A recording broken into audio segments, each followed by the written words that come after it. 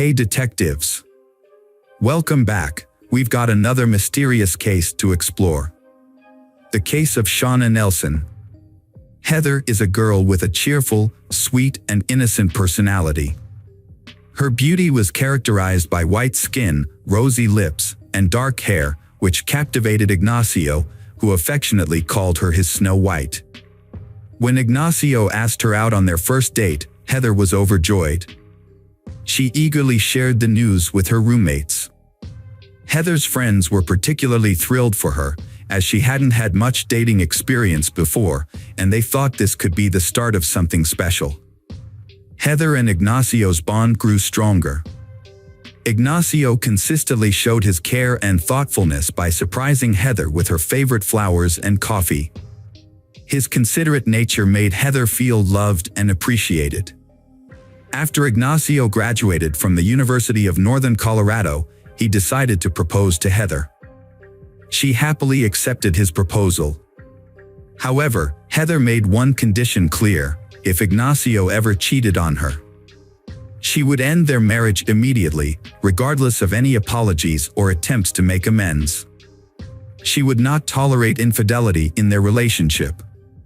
After making her stance clear, Heather and Ignacio decided to get married within a year of their engagement. Their wedding was a beautiful and joyful celebration. Ignacio began working as a law enforcement officer at the Greeley, Colorado Police Department, while Heather worked as a supervisor at the local credit union. She quickly gained the admiration and respect of her colleagues and customers alike.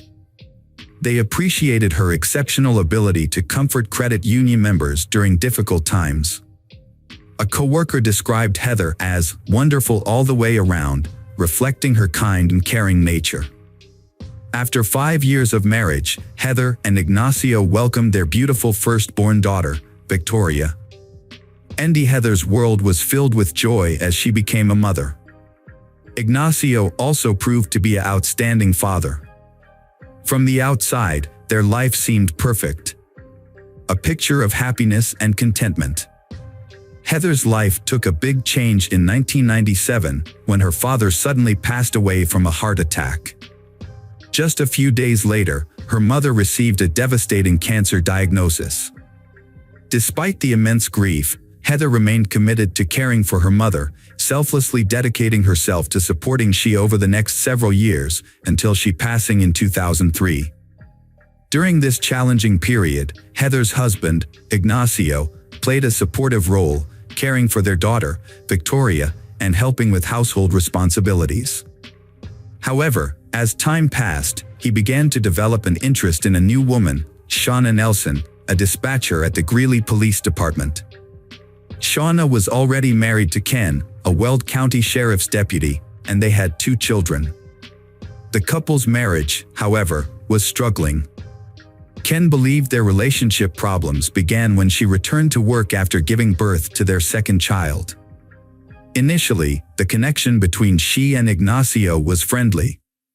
But it soon evolved into a flirtatious exchange of comments and playful banter, marks the beginning of an extramarital affair. Shawna's compliments had a profound effect on Ignacio, captivating him and sparking a deep attraction. As they spent more time together, their initially friendly interactions developed into a deep love affair. Ignacio's feelings for Shawna continued to intensify, transforming from casual flirting to a passionate and intimate bond. Despite being married, they couldn't resist their strong attraction to each other. As Ignacio and Shawna's secret relationship became the subject of local gossip, Heather remained unaware of the affair. No one was willing to inform her, resulting in the relationship between Ignacio and Shawna growing stronger, while Heather remained in the dark. Shawna soon discovered she was pregnant and she shared the news with Ignacio, but his reaction surprised her. Instead of being overjoyed, Ignacio questioned the paternity of the baby, wondering if it was his or her husband Ken's child. Shawna told Ignacio that her husband had a vasectomy after their second child, so Ken cannot be the father of the child she is carrying in her belly. However, Ignacio, knowing that his wife Heather would be furious if she found out about Shawna's pregnancy, Ignacio became anxious. He didn't want the baby, and he desperately looked for a way out. Shawna agreed with Ignacio's plan, and he convinced her to have an abortion. He then drove her to the clinic for the procedure. Years passed, and Heather remained unaware of her husband's affair with Shawna. However, Shawna grew impatient and eventually decided to confront Heather. One day, Shawna and her friend Michelle Moore followed Heather to the grocery store, keeping a safe distance as they observed her. Heather, still unaware of their emergence, talked to a friend on the phone. Shawna eventually approached Heather and started yelling insults and accusations at her. Heather was deeply shaken after a disturbing encounter with Shawna at the grocery store. She recognized Shawna as her husband Ignacio's co-worker from the police department, whom she had met at several work Christmas parties. Heather asked Ignacio why Shawna, who had always been friendly to her, would suddenly lash out with hurtful words. Ignacio explained that Shawna had developed a crush on him, but assured Heather that she had nothing to worry about. Ignacio stepped in to address the issue, telling Shawna to leave Heather alone. He spoke to Shawna directly, but she became angry with him. However, Ignacio's intervention failed to stop Shawna's harassment, as she continued to bother Heather. Shawna once arrived unexpectedly at Heather and Ignacio's home, demanding to see Ignacio. Heather attempts to brush off the suspicion of an improper relationship between her husband and Shawna, his co-worker, but she can't shake the feeling that something is wrong. Unbeknownst to Heather, Shawna had confided in a colleague at the county dispatch center about her affair with Ignacio. Shawna claims to be deeply in love with Ignacio, saying she felt more strongly for him than for anyone else she had ever met. However, she also expressed her frustration that Heather stood in the way of their relationship. Shawna revealed to her supervisor that she would often visit the shooting range to manage her frustrations. While target shooting, Shawna would imagine that the targets were Heather. Meanwhile, Shawna's husband, Ken, remained unaware that his wife had been having an affair with Ignacio for years, until he discovered a diary detailing her relationship. Despite this, Ken chose to stay in the marriage for the sake of their children, rather than leaving Shawna after learning of her infidelity. Shawna was aware that she was not the only woman in Ignacio's life. He was having an affair with another woman, and this realization led Shawna to closely monitor his actions. Determined to be the only woman he was involved with, she threatened to tell Heather everything if he ever left her. As time passed, Shawna's fixation on Ignacio grew stronger. In an attempt to cement her place in his life, Shawna got a tattoo of his family name on her leg in July 2005. Her obsession, however, soon turned into an unhealthy fixation that led to her stalking him. Whenever Heather and Ignacio took their daughter, Victoria, out to a restaurant, Shawna and her family would coincidentally show up. Ignacio noticed the alarming shift in Shawna's behavior but chose to continue their illicit relationship despite his growing unease. When Shawna discovered she was pregnant with Ignacio's child for the second time, she immediately informed him she intended to keep the baby. Shawna gave birth to their son, Christian, in March 2006. However, due to Ignacio's wife being unaware of the situation, Ken proposed a solution. He would raise Christian as his own, provided Shawna remained his wife. Shawna agreed to the arrangement. In the summer of 2006, a woman approached Heather with unexpected news. Shawna Nelson had given birth to Ignacio's child. Heather was stunned and confused by this revelation. Upon returning home, Heather confronted her husband, Ignacio, about the child, seeking answers.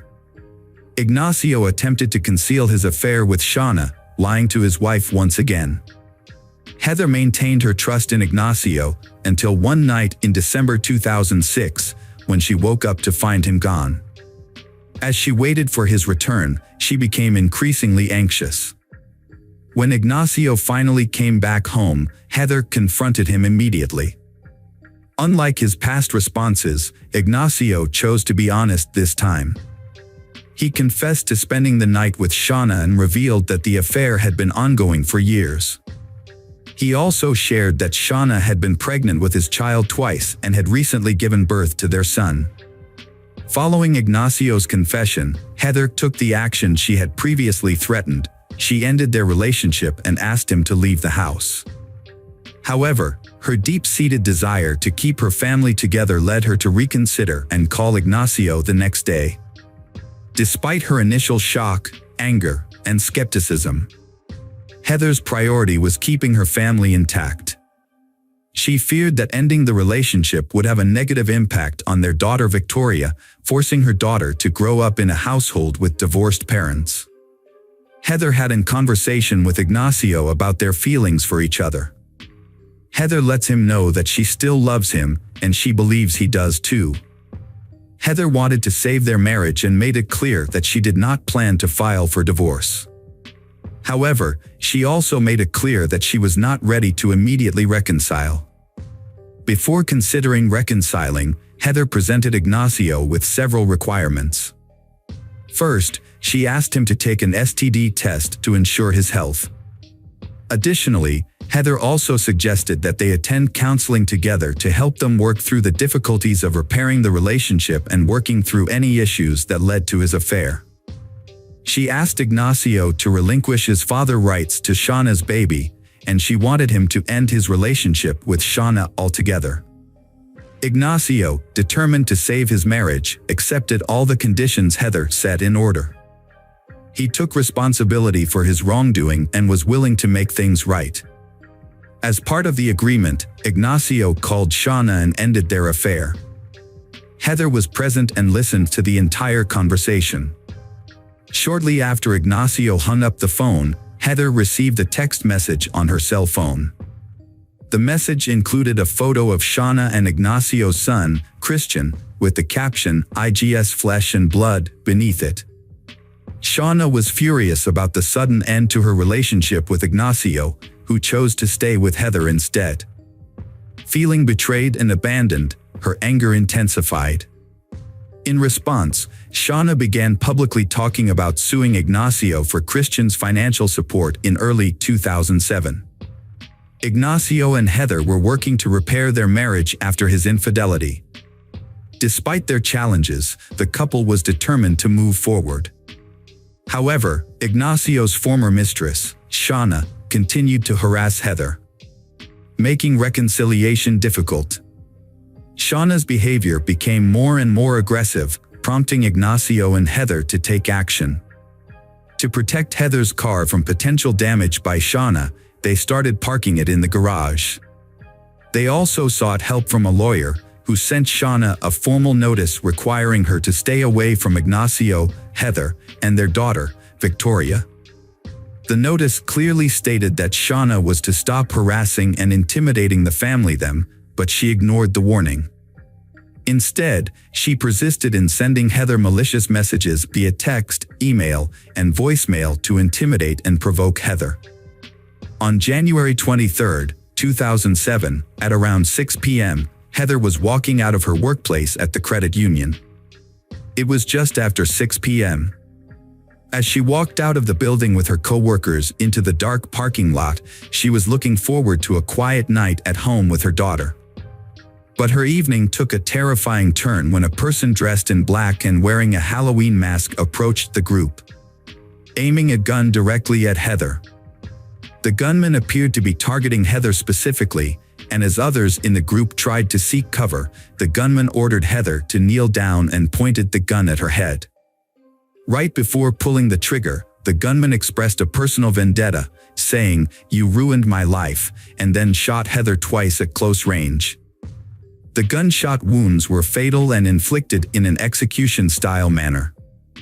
After shooting Heather, the gunman quickly escaped in a nearby red pickup truck. Meanwhile, Heather's co-workers and other witnesses immediately called 911 for help. Minutes later, paramedics arrived at the scene, but unfortunately, Heather did not make it. Due to the severity of the head injuries, Heather was pronounced dead at the scene. When police officers arrived at the crime scene, a parking lot, they were shocked to discover that the shooting victim was Heather, the wife of their co-worker Ignacio. Recognizing the victim, the officers immediately notified Ignacio and instructed him to go to the hospital. Upon arrival, Ignacio rushed through the hospital hallways to reach Heather's trauma room, but he was stopped by a doctor who delivered heart-wrenching news: Heather had passed away. The news was devastating for Ignacio, and he was now faced with the difficult task of informing their 9-year-old daughter, Victoria, about her mother's passing. As the investigation continued, witnesses at the crime scene shared their accounts of the events. One witness reported seeing the shooter suddenly appear and then flee in a red pickup truck, while another suggested that the shooter might have been a woman, based on their running style.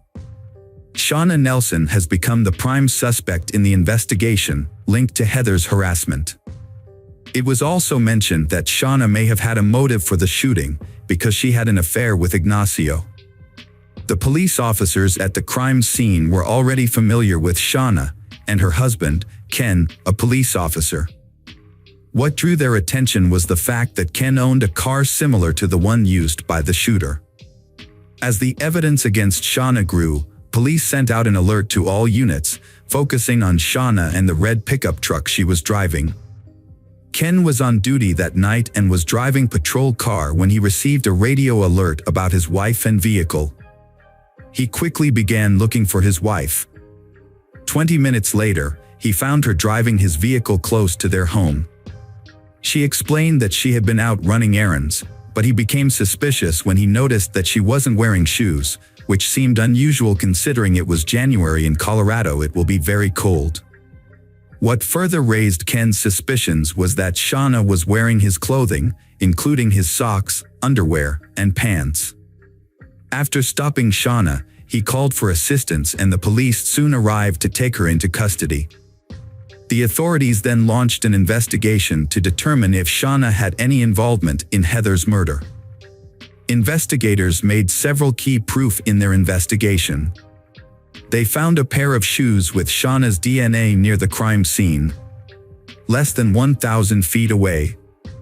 In the parking lot where Heather was shot, they recovered 2 shell casings from a .40 caliber Glock Model 22, the same type of gun used by Ken for his job.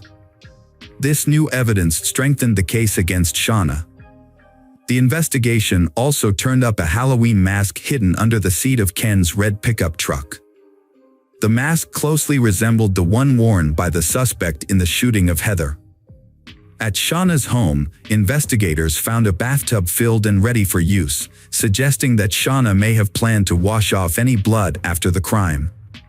After Shawna's arrest, her clothing and hands were tested for gunshot residue. The results were positive, showing that she had recently been around a gun. With this new evidence, Shawna was eventually charged with first-degree murder. Despite matching shell casings from the murder weapon, the actual gun used to kill Heather was never recovered. The reason for this was partly due to the actions of Ken, who stopped Shawna after the murder but failed to detain her. As a result, Ken was charged with destruction of evidence and abetting first-degree murder. During her police interrogation, Shawna provided an alibi for her whereabouts at the time of the murder. She explained that she had put on some of her husband's dirty clothes from the laundry basket, which is why she was wearing them. Shawna claimed she went to the store, realized she forgot her wallet, and then drove back home. However, when questioned about Heather's murder, Shawna denied any involvement or knowledge of the crime. Ignacio was also questioned by the police but was eventually cleared of suspicion in February 2008. Shawna's trial for the murder of Heather began, with Shawna pleading not guilty to the charges. The prosecution argued that Shawna's fixation with Ignacio, a married police officer, was the primary motivation behind her murder of Heather, and that this was not Shawna's first affair with a married officer. The state negotiated a deal with Michelle Moore, a key witness and Shawna's former best friend.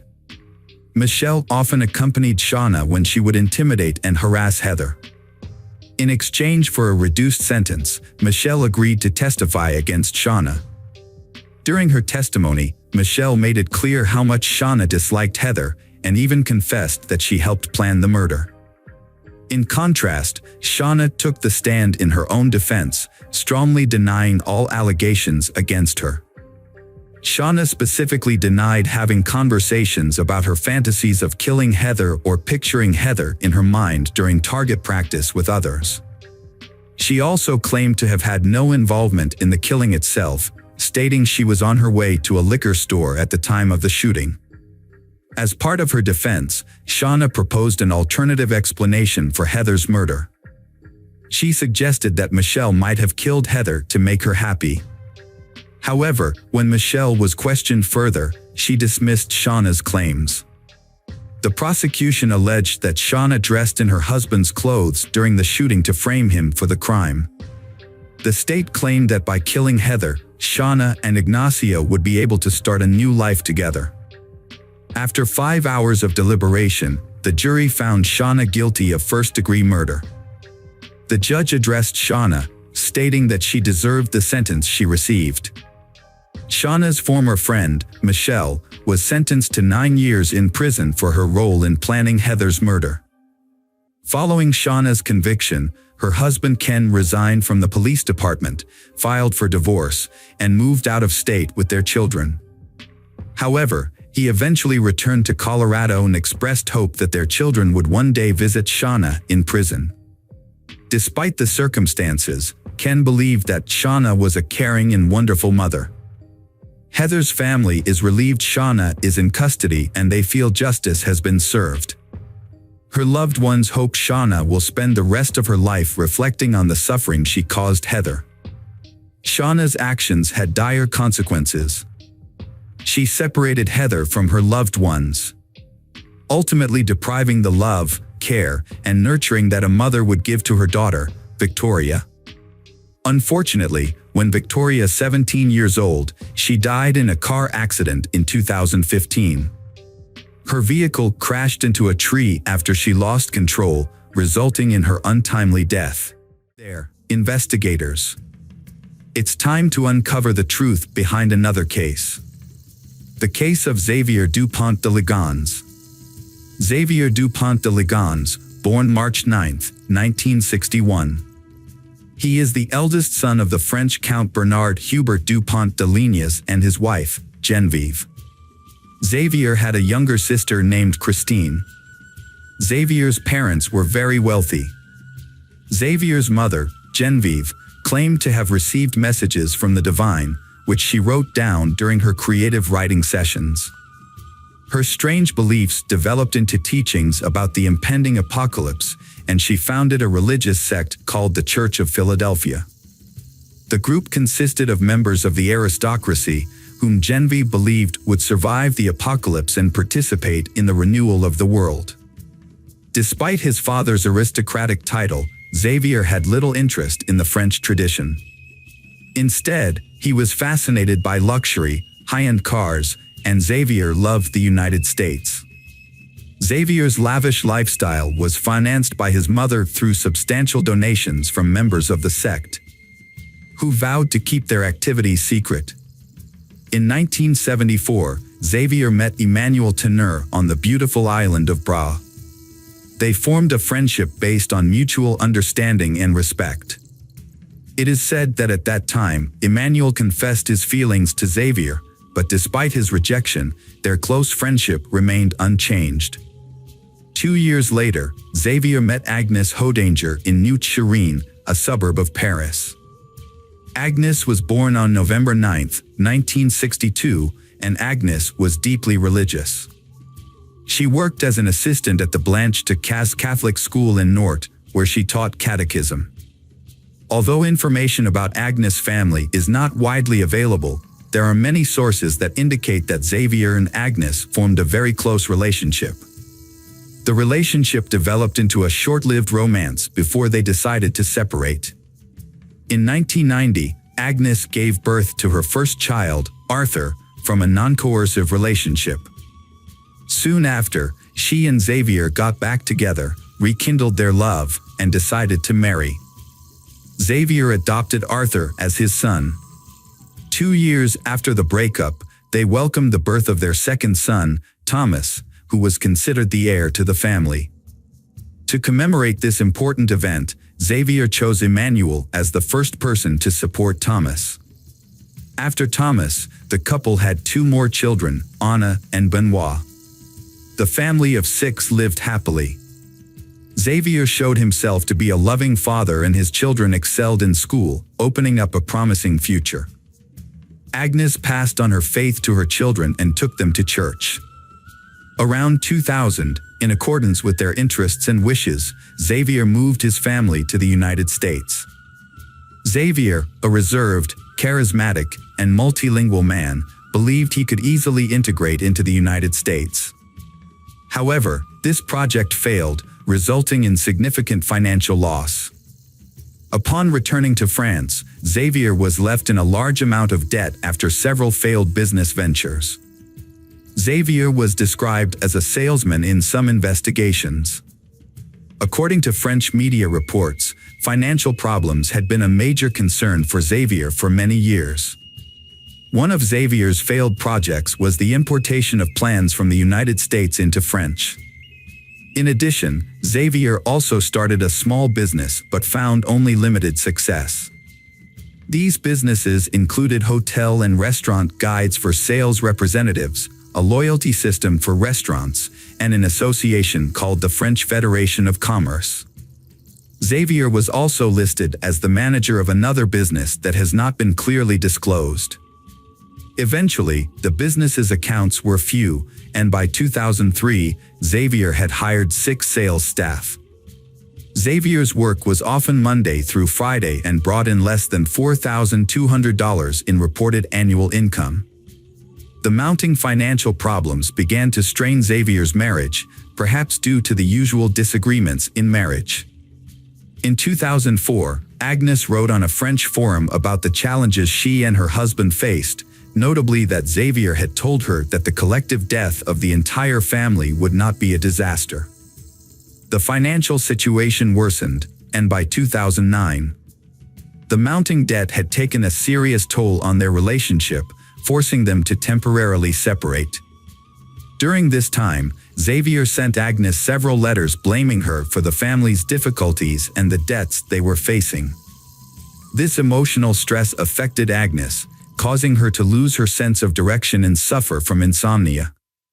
During this difficult time, Xavier sought help from his friend Emmanuel, who came from a wealthy family and had inherited a fortune from his father. Emmanuel was always ready to help Xavier financially. Emmanuel not only lent Xavier money, but also financed his trips and co-signed the purchase of a house. With Emmanuel's help, the Xavier family lived in a small wooden house on the outskirts of Nantes in the late 2000s. However, after settling down, the neighbors found Agnes to be stubborn and not easily put up with her husband. But behind closed doors, Agnes faced personal problems. She felt Xavier was too slow and unloving, and sometimes even abusive towards Agnes. She was also frightened by the way Genevieve, her mother-in-law, controlled Xavier. She described Genevieve as a mentally ill mystic and was extremely fearful. On January 20, 2011, Xavier's father Bernard died. Xavier hoped that his father's death would result in an inheritance, which would help him solve his financial problems. However, Xavier was shocked. When he went through his father's possessions, he found nothing of significance. The remaining items included a few pieces of paper, a rifle, a name tagged, a ring, and some cash, which Xavier promptly took. A few hours after his father's death, Xavier withdrew cash using his father's card. On February 2nd, he obtained a gun license, and on March 12th, he purchased a silencer for his rifle. During this time, he practiced shooting a rifle in the garden, looking at a balloon on a support stand. Emmanuel visited and tried shooting, finding nothing unusual. Xavier explained that the silencer was to avoid disturbing the neighbors. On Friday, April 1st, Xavier and Emmanuel went to a shooting range together, where Xavier's rifle was the focus of attention. The next day, Emmanuel called Xavier 5 times and they talked for almost an hour. Sunday, April 3rd. That night, Xavier, Agnes, and their children watched a movie and had a nice dinner at a restaurant. Everyone in the family was there, except Thomas, who was studying at a Catholic school and living in a nearby dormitory. After the outing, the family returned home and were seen by neighbors. Some family members also exchanged text messages with friends and acquaintances. That night, Xavier used drugs to put his wife and children to sleep, then shot and buried them in the garden. He did the same thing with the family's Labrador. Xavier called Agnes's workplace and said she was sick. He then contacted Arthur's school and said Arthur had been in a motorbike accident. He then contacted Anne and Benoit's school and said they were sick. In the afternoon, Xavier sent a letter to the restaurant where Thomas worked, saying that Thomas would resign because his father had been transferred to Australia. However, Xavier still had to deal with Thomas. On Monday, April 4th, Xavier contacted Thomas and had dinner with him at a restaurant near Thomas's university dormitory. After the meal, Thomas returned to his room exhausted. The next day, Thomas received an urgent text message from his father, saying that Agnes had been in a bicycle accident and was in a coma at the hospital, prompting Thomas to go to Nantes immediately. At midnight, a friend of Thomas's received a text message from him, saying that he was at home watching a movie with his father. Thomas was probably dead by then. About an hour later, Xavier emailed Emmanuel, arranging to meet up soon.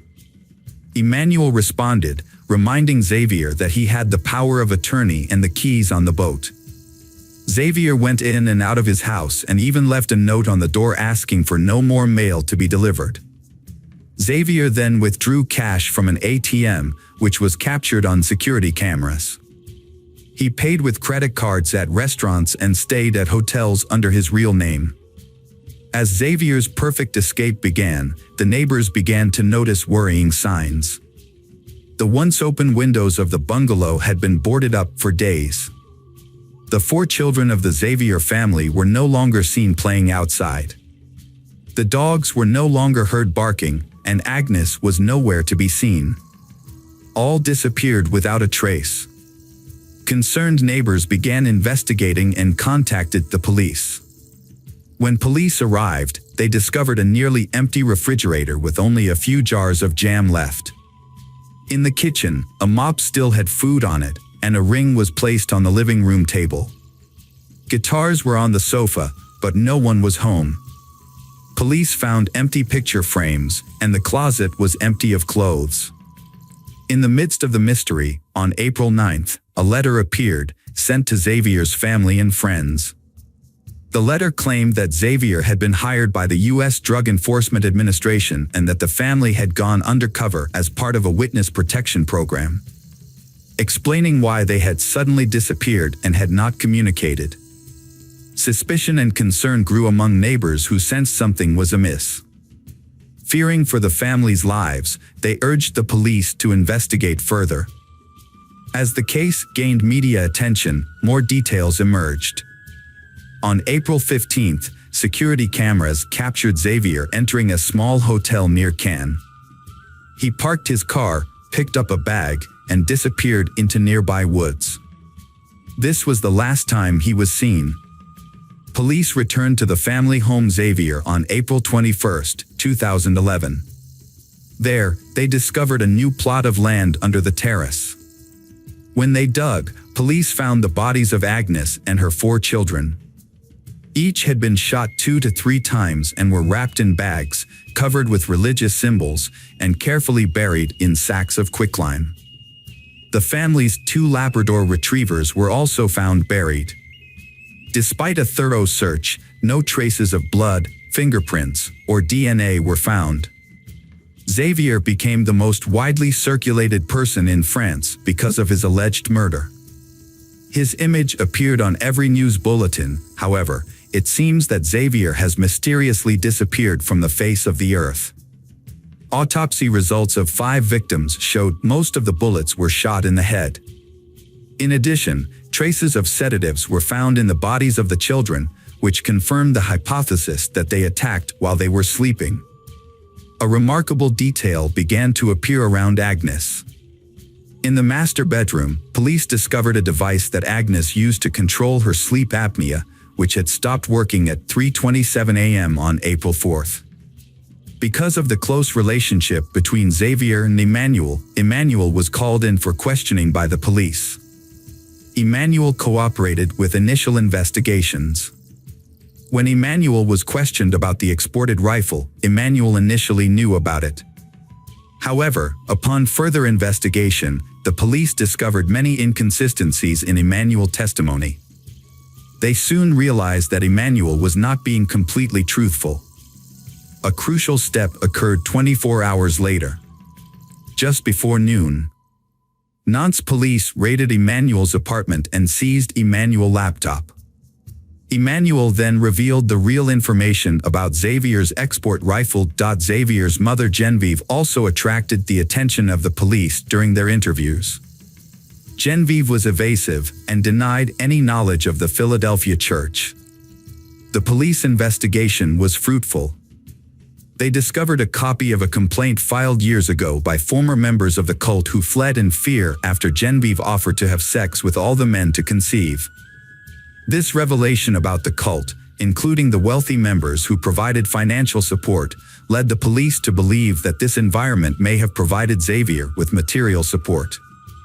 As a result, all former members of the Philadelphia church were questioned, and the police monitored the cult members, hoping to detect any indiscretions in conversations or emails. When the police examined the computer hard drive, they discovered many email exchanges between Emmanuel and Xavier. Some of the emails were particularly revealing about the relationship between the two. One email sent in the early morning of April 6 attracted special attention from the police. These accumulated details led investigators to the crime in which Emmanuel may have assisted Xavier in his escape. However, the police team's work has yielded results. They discovered a copy of a petition obtained years ago by former members of the sect. These people fled in fear after Christine offered to have sex with all the men to identify the chosen tie. The important revelation about this sect, including the wealthy members who provided the main financial support, has helped investigators better understand the work. They believe that this environment may have provided Xavier with the necessary support and substance. Therefore, all former members of the Philadelphia church were examined and followers of the sect were followed, hoping to find connections through conversations or emails. Despite efforts, no murder weapon was found. Xavier's cell phone records helped police track his movements in the country. Xavier's last known trace was recorded on April 15 from a security log. Based on the type of bag Xavier was carrying, police suspected that he may have been carrying a weapon.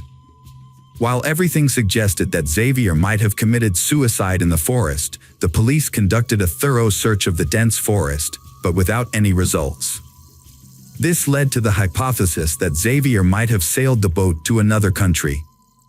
Therefore, an international arrest warrant was issued on May 4. The Nantes police contacted the National Fisheries Monitoring Center to verify whether Emmanuel or Xavier owned a motorboat or a sailboat. The police did not find sufficient information, but Emmanuel was summoned to the Nantes police station for further questioning. When the police asked Emmanuel about the sailboat, Emmanuel claimed it was a coincidence. Emmanuel explained that Emmanuel had given Explorer permission to open his safe in case anything happened to Emmanuel, and that the key to the safe was hidden in a model sailboat in an apartment. According to Emmanuel, the safe contained Emmanuel's will. Despite some suspicious coincidences, the police released Emmanuel. At this point, Emmanuel was only considered a witness. However, the police decided to put pressure on Emmanuel because they suspected that Emmanuel was a possible accomplice. A key discovery was made when police examined all the checks paid to Xavier's company. A $4,200 check signed by Emmanuel, linked to a previously undisclosed bank account in Monaco. Police quickly requested account records, but due to Monaco's strict banking secrecy laws, they would only respond to requests from their own regulators. On September 28, 4 police officers returned to Emmanuel's home. After a long wait, Emmanuel showed up. Emmanuel's apartment was sparsely furnished, with empty liquor bottles scattered around, suggesting that Emmanuel lived a very isolated life. Emmanuel told the police that Emmanuel had not received any letters or phone calls from Xavier. In 2015, a journalist claimed to have received a letter from Xavier stating he was alive. However, after conducting handwriting, DNA, and fingerprint analyses, the letter did not provide any new information. A tip-off about a monk resembling Xavier led police to raid a monastery in Rab Brun sur Aran on January 9, 2018. After a thorough 2-hour search, they concluded it was a case of mistaken identity. Then, on January 18, 2019, Emmanuel died of a heart attack. That same year, authorities arrested a man they believed to be Xavier at Glasgow Airport in Scotland, only to discover it was a case of mistaken identity. Speculation has it that Xavier may be hiding in South America, specifically Argentina, where Xavier can help him avoid being noticed. Despite the passing of the years, the Church of Philadelphia still exists, with members who have been part of the church for nearly 40 years, living in seclusion from the world. Since 2011, the case has been shrouded in rumors and speculation, causing it to stall. Ultimately, Xavier was never found. The perpetrators responsible for the deaths of Agnes and her 4 children have still not been found. Hello again, true crime fans. We've got another mysterious case to explore. The case of the Foster family. Christopher Foster had always been considered a success. His mother, Enid, described him as someone who actively pursued financial opportunities from an early age. Along with his younger brother, Andrew, he aspired to follow in the footsteps of their late father, who had been a sales manager. Although they both aimed to become successful businessmen, Chris and Andrew had had a tense relationship since they were children. Andrew later explained that Chris's confidence and assertiveness had overshadowed Andrew's quiet nature. Despite this, both brothers were very close to their mother, Enid. In 1987, Chris married Jill, a housewife, and they had their daughter Kirsty in 1993. Chris's path to wealth began in the late 80s when he worked as a mattress salesman and used inexpensive pizza boxes for insulation. His life changed dramatically after he founded a successful engineering company. This business made Chris a self-made millionaire through the development of an innovative insulation material that became essential in the oil industry. The Piper Alpha oil rig explosion on July 6, 1988, had led to a catastrophic fire that lasted for days and claimed the lives of 167 people. After watching the news, Chris saw an opportunity in this tragedy and identified a market niche for fireproof insulation specifically for oil and gas rigs. Although many oil companies showed interest, they wanted certification of the product's effectiveness before signing a contract. To prove its value, Chris took the financial risk of mortgaging his house to fund an experiment. The test was successful. His product, Overshield, showed exceptional resilience compared to other insulation materials when exposed to fire. It even received a rare A1 fire test rating. Major oil companies quickly placed orders, making Christopher Foster a millionaire almost overnight. Reports suggested that he earned so much money that he didn't know how to spend it all. As his business grew, Christopher's annual turnover increased significantly from £50,000 to £1 million. By 2004, Chris's net worth had been reported to be £10 million. That same year, his wife Jill noticed a house in Shropshire Life magazine. It was Usbaston House, a beautiful mansion in Maesbrook, a wealthy village in Shropshire, England. The estate was 16 acres in size, had its own lake and equestrian grounds. Despite being offered at around £1.5 million, the house still needed repairs. Jill was so intrigued that Chris made an offer the next morning. Foster's family quickly sold their house and moved to Baston House. Chris then invested a further £50,000 to install a swimming pool and landscape the property.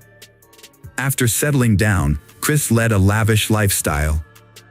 He bought 2 Porsches, one for himself and one for Jill, a James Bond-style Aston Martin, Range Rovers, and many other vehicles. Their daughter Kirsty attended a private boarding school, and Chris also bought her several horses. Kirsty spent time with her horses when not at school and participated in equestrian competitions.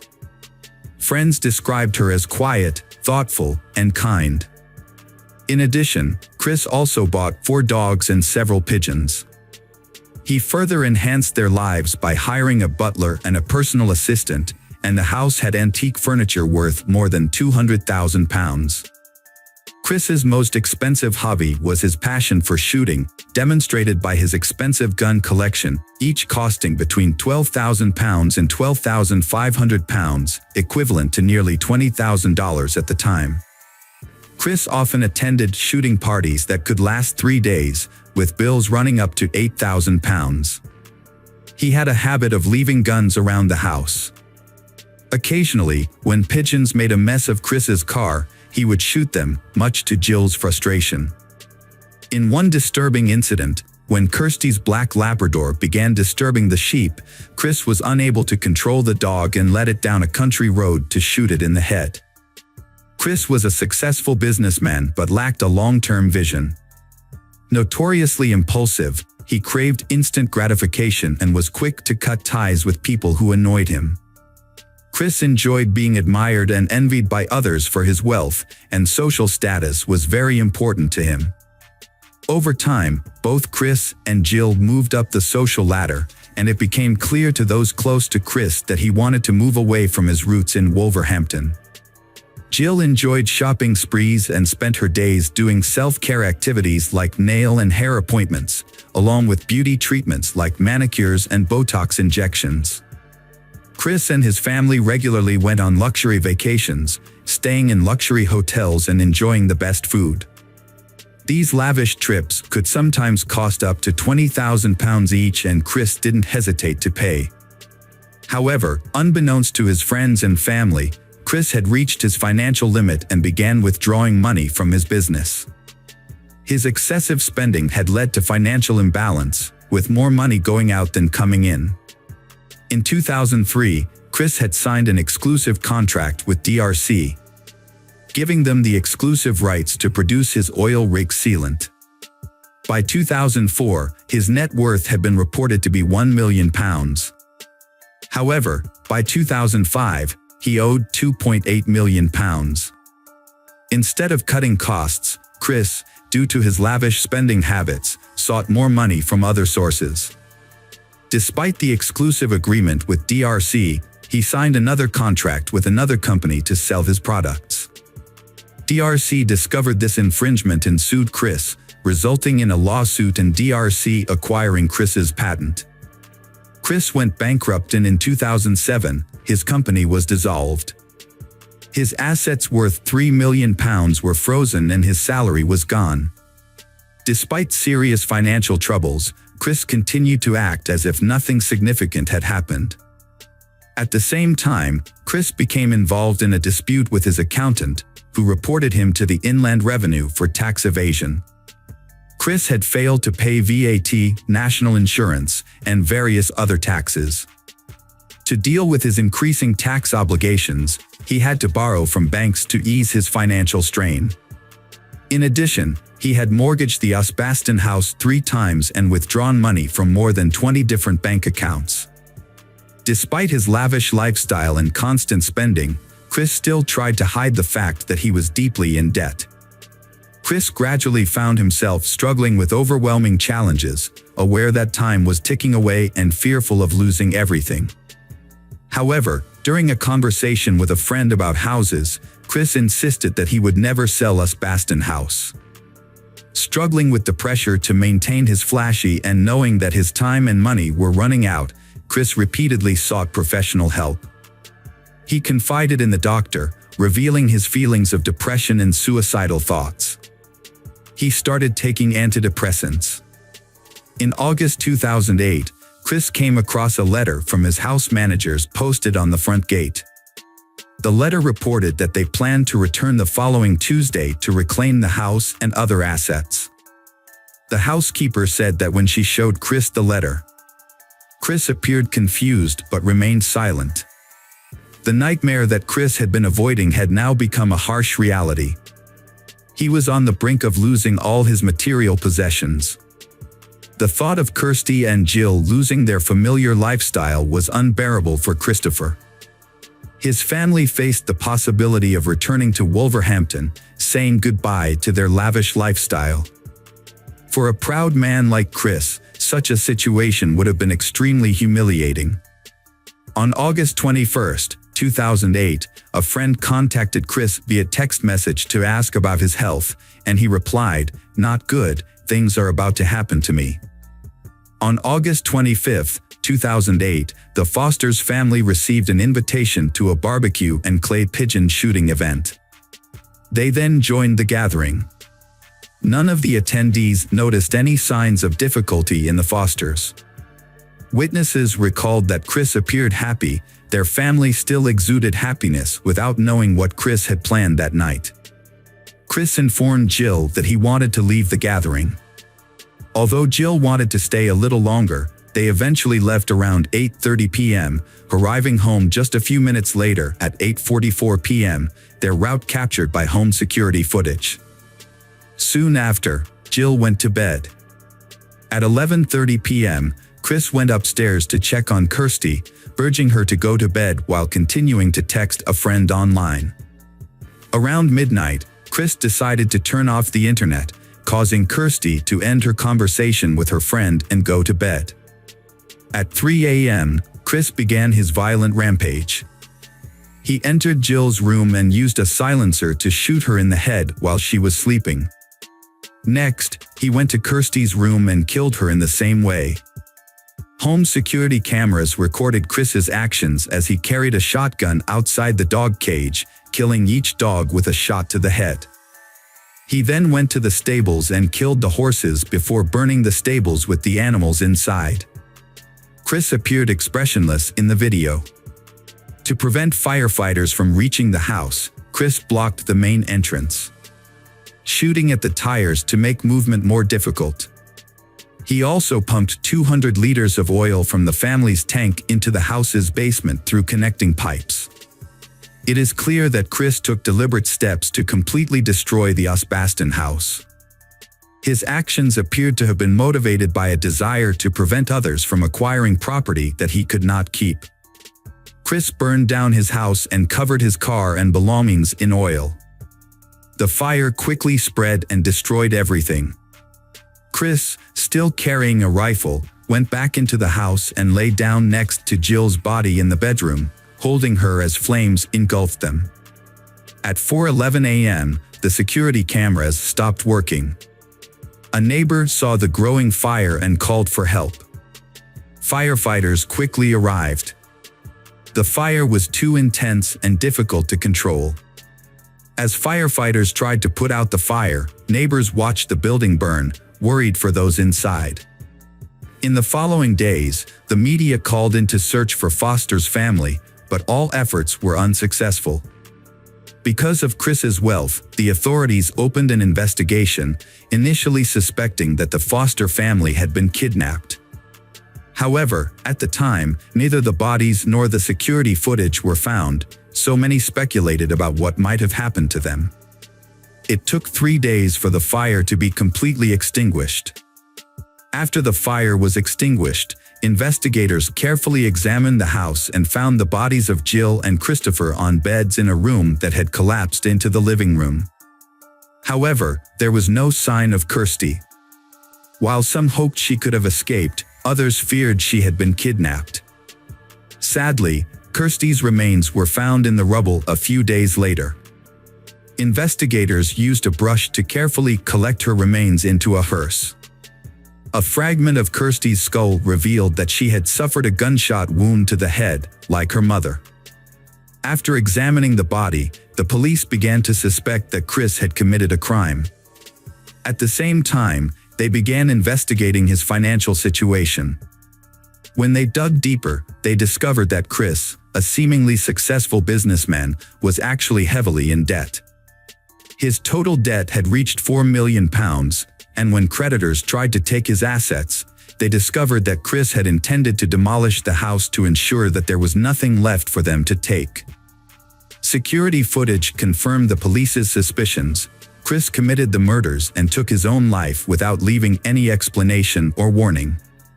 Speculation about the motives behind the brutal crime led to two main theories. One theory had suggested that Chris, feeling ashamed of having lost his fortune, chose to commit the heinous act to avoid admitting his failures. Another theory had proposed that Chris, being self-centered, decided to destroy everything rather than face the possibility of loss. However, Enid had disagreed with these theories. She had firmly believed that Chris acted out of love for his family, trying to protect them from financial ruin. She had defended him and felt a deep sense of sympathy for his situation. In contrast, Chris's brother Andrew had held a very different view. Despite not speaking for 16 years, Andrew had briefly considered reconciling with Chris for their mother's sake. However, his fear of a hostile encounter had kept him from reaching out. Andrew had alleged that Chris had bullied and sexually assaulted him during their childhood, leading to a tumultuous relationship. Andrew had maintained that Chris exhibited bullying and controlling behavior. Andrew's attempts to reconcile with Chris in 1999 had been met with resistance. Chris had responded to Andrew's letter with a demand for a written apology, stating that Andrew would have to beg and scrape on bended knee to make amends. Andrew had believed that Chris refused to acknowledge his past wrongdoings and instead held on to long-standing grudges. For months after the tragedy, on December 19, 2008, a joint funeral had been held for 15-year-old Kirsty and 49-year-old Jill at their local village church. The service had been quiet and respectful, attended by close friends and family. Both Kirsty and Jill had been buried in the same plot, as requested by Jill's family. Chris had received a private funeral and was buried elsewhere. In the years following the tragedy, the remains of the burnt-out house and the family's charred belongings had been left on the site. These had included Kirsty's first aid book for her horses and a handwritten note detailing the family's meal plans for the week of the tragedy.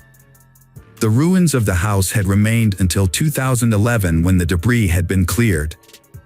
The 16-acre estate had been sold in 2014, with plans to build a new 6-bedroom house. Although the property had been put up for sale in 2012, it had taken 2 years to sell, reportedly after the price had been reduced. The reasons behind Christopher Foster's actions may have been financial struggles and the pressure to maintain a wealthy image. However, this had not justified the horrific outcome. Instead of having made sensible financial decisions or confiding in his loved ones, Chris had chosen a destructive path that had had devastating consequences for everyone. Hello, crime enthusiasts. Are you ready for another chilling investigation? The case of Jennifer Brown. Jennifer Brown, born in 1979, is an energetic and vibrant woman. She has the ability to spread positive energy to those around her through her optimistic attitude and way of life. People who know her often wonder how she can do so much and still maintain such a positive spirit. But in fact, her positive energy comes from being a mother, a role that she always loves and cherishes. She and her son Noah have a special relationship. Although no one knows about Noah's father, it does not affect their lives. Jennifer became stronger after Noah was diagnosed with autism. She has become a strong support and best friend to her son. The relationship between Jennifer and Noah is known and admired by everyone. They spend a lot of time together, share happy moments and support each other when needed. The small town also loved the family for their cheerfulness and kindness. However, no one could have predicted Jennifer's disappearance. On January 3, 2023, she disappeared without a trace. The next morning, the Limerick Township Police Department received a missing person call from Antonio Blair Watts Richardson, a close friend of Jennifer's. Although it had been less than 24 hours since he last saw or heard her voice, his anxiety was growing. Blair Watts had been trying to contact Jennifer for hours without success. All his attempts went unanswered. This behavior was completely unlike her, as she was a responsible person who always answered calls or messages, especially when it came to matters related to her son Noah. However, on this day, the boy's mother did not come to pick him up after school. This made Jennifer's family and friends very worried, as they knew her to be a caring mother who always cared about her children. This sudden disappearance made everyone feel uneasy. Blair Watts' call to the police was the beginning of a long and mysterious investigation that would later affect the entire city and cause a great tragedy. After Blair Watts reported his girlfriend missing, a major search began. Police, family, and friends joined forces, hoping to find any clues that could shed light on Jennifer's disappearance. Many questions were raised, and the main one was what could have caused this caring mother to abandon her son without any explanation. At 4 p.m. that afternoon, Officer Stephen Crawford of the Limerick Township Police Department arrived at Jennifer's family home to investigate the situation. Upon arrival, Officer Stephen found Jennifer's car still parked on the front porch. Upon entering the home, he discovered that her keys, wallet, and tablet were still inside the home. However, Jennifer's cell phone was nowhere to be found. During further investigation, police discovered that Jennifer's phone had been turned off at 7 a.m. on January 4th and had not been located since. The phone's last recorded location was near Lewis Road and Ridge Pike in Limerick Township. This discovery was a serious sign in the investigation, suggesting that something terrible might have happened to Jennifer. Young Jennifer Brown is missing and the police have begun an investigation. Investigators have questioned her family, friends, and neighbors, hoping to find information about her disappearance. However, no one has been able to provide useful information. Aunt Diane Brem and Jennifer's friends Tiffany Barron and Blair Watts are convinced that Jennifer would never have left alone. The reason is that she could not leave her son. She was a loving and devoted mother. All efforts by authorities and volunteers have been fruitless. They have not found any trace or clues to Jennifer's whereabouts. Her loved ones have appealed to the public through the media for information about her disappearance. A reward has been offered, but to no avail. Jennifer Brown's disappearance has left both investigators and her family with many questions and concerns. The police investigation has begun to examine every detail of the day she went missing. Blair Watts, the last close friend to see Jennifer alive, has come forward to share her story. On a typical January afternoon, Jennifer and Blair Watts chatted intimately in the warm living room about life, future plans, and their children. The two families' children often played together, and Jennifer asked Blair to pick up Noah from school so they could enjoy the evening together. This was normal for them because they were close friends. However, the next day, when Blair Watts went to pick up Noah from school, things took a strange turn. Noah was behaving erratically and the teachers were worried. They discovered that Noah had missed 2 important doses of medication to help control his illness. Jennifer was a very caring and nurturing mother. So when she did not contact the school about Noah's situation, everyone was surprised. School officials searched for information about Jennifer and discovered that she had left home to go to the grocery store but did not return as scheduled. This was very unlike Jennifer, who was always worried and concerned about her children. This incident made everyone even more worried. Jennifer's friend, Blair Watts, tried to contact her but was unsuccessful. When she did not receive a response, Blair Watts decided to check if Jennifer had picked up her son at the bus stop. However, when Jennifer did not appear, Blair Watts became concerned and decided to report the incident to the police. After the report, no new information about Jennifer's whereabouts emerged. Hopes of her return faded. It seemed that Jennifer had disappeared without a trace. However, on January 18th, 2 weeks after the disappearance was reported, 2 employees working in a warehouse near Roseford discovered a newly dug hole. When they investigated, they discovered the body of a woman buried in a shallow grave. The workers immediately notified the police, who went to the burial site. After an autopsy, the police identified the young woman as Jennifer Brown. The sheriff contacted her family and informed them that Jennifer's body had been discovered near a warehouse in Roseford. Jennifer's autopsy revealed that she had died from abuse and asphyxiation. She also had 3 broken ribs, indicating that she had struggled with her attacker before she died. This evidence changed the nature of the investigation, and the missing person case was upgraded to a homicide case. The police began questioning people close to Jennifer, including her family and friends. However, these interviews did not yield any new information, and the police have yet to find a suspect. The investigation seemed to be at a standstill as no new evidence emerged. But surprisingly, the police received important information from Noah's former teacher. After Jennifer was reported missing, the police asked anyone with information to contact them. This call caught the attention of a former teacher of Noah, who decided to come forward to the police. A teacher recalled Jennifer's case, which initially seemed trivial but raised suspicions after the verdict.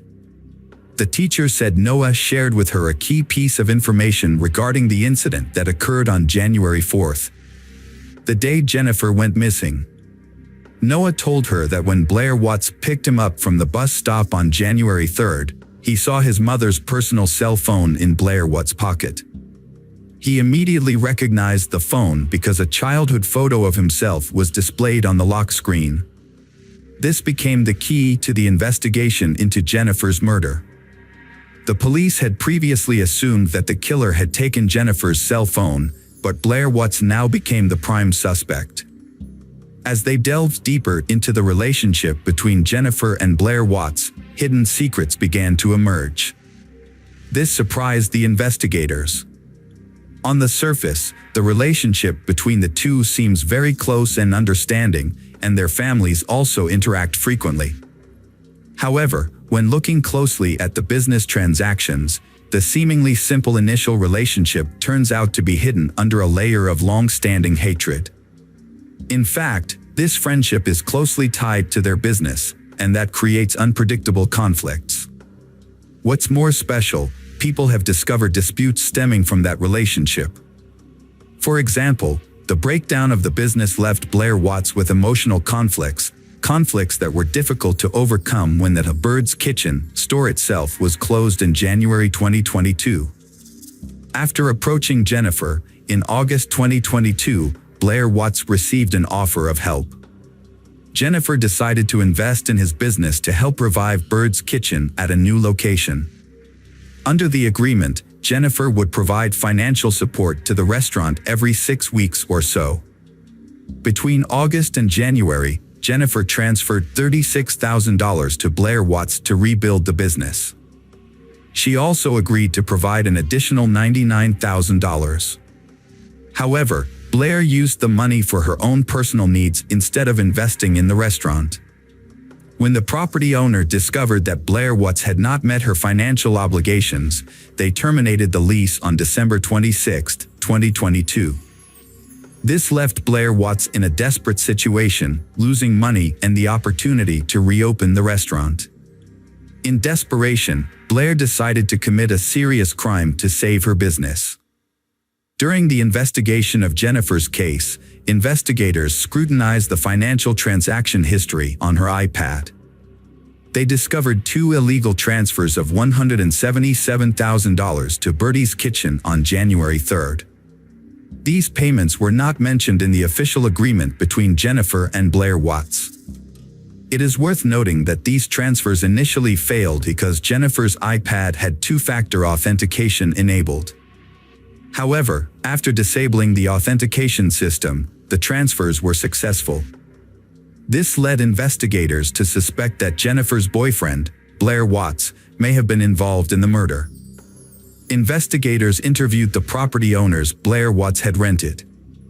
They discovered that on January 4th, the same day Blair Watts reported Jennifer missing, he came to them to sign the lease, claiming he had the money. Police then conducted an interview with Blair Watts' wife, Tiara Taylor, to determine where Blair Watts had been on the day Jennifer went missing. Tiara said Blair Watts had visited Jennifer's family on January 3rd and did not return home until early the next morning. He returned home briefly, then left around 5 p.m. and did not return home until late in the evening. Further investigation revealed that Blair Watts had stayed at the home of his mistress, Tatiana Garrett, and did not see anyone else until around 8 p.m. This meant that between 5 p.m. and 8 p.m., Blair Watts had no evidence to suggest that he was not at the scene of the crime. Based on the available evidence, detectives developed a scenario for the murder. According to this scenario, on January 3rd, Blair Watts went to Jennifer's house around 1 p.m. while Noah was at school and likely killed her. After committing the crime, Blair Watts transferred money from Jennifer's iPad to his account. He then picked up Noah at the bus stop around 4 p.m. When he returned to Jennifer's house, he dropped Noah off and returned to the crime scene to dispose of the body. He took the body to a field near Roseford and buried it in a shallow grave. Blair Watts then went to Tatiana's house and stayed there overnight. However, he made a serious mistake. He let Noah see his mother's cell phone. This was important evidence that helped the police quickly find the killer. Law enforcement had enough evidence to convict, but they decided to investigate further to gather more information. To investigate further, the police requested the participation of film experts and a specially trained dog that could detect the scent of a corpse. First, the dog was brought to Jennifer's house to memorize the woman's scent. The police then led the dog to Blair Watts' car and it immediately detected a foul odor. This was the final key piece of evidence that solidified detectives' belief that Blair Watts was involved in the murder. On February 8th, after months of investigation, Blair Watts was arrested and charged with aggravated murder, and burglary. He is currently being held in the Montgomery County Correctional Facility without bail, awaiting a preliminary hearing. When Jennifer's friends and family found out she was dead, they were shocked and heartbroken. But what made them even more heartbroken was that the killer was someone they knew and trusted. Now that Blair Watts has been arrested and brought to trial, they can finally rest easy knowing that justice has been served. Tiffany Barron, a friend of Jennifer's, spoke on behalf of the family. In an interview, she expressed her feelings. She still dreams about Jennifer. Jennifer's son, Noah, keeps asking about his mother and she doesn't know how to answer. If Blair Watts is convicted after the investigation and trial, he will spend the rest of his life in prison. The case was solved thanks to the keen observation of Jennifer's 8-year-old son. He discovered Blair Watts' mistake, helped solve the case and punish the culprit. Hello, crime enthusiasts. Are you ready for another chilling investigation?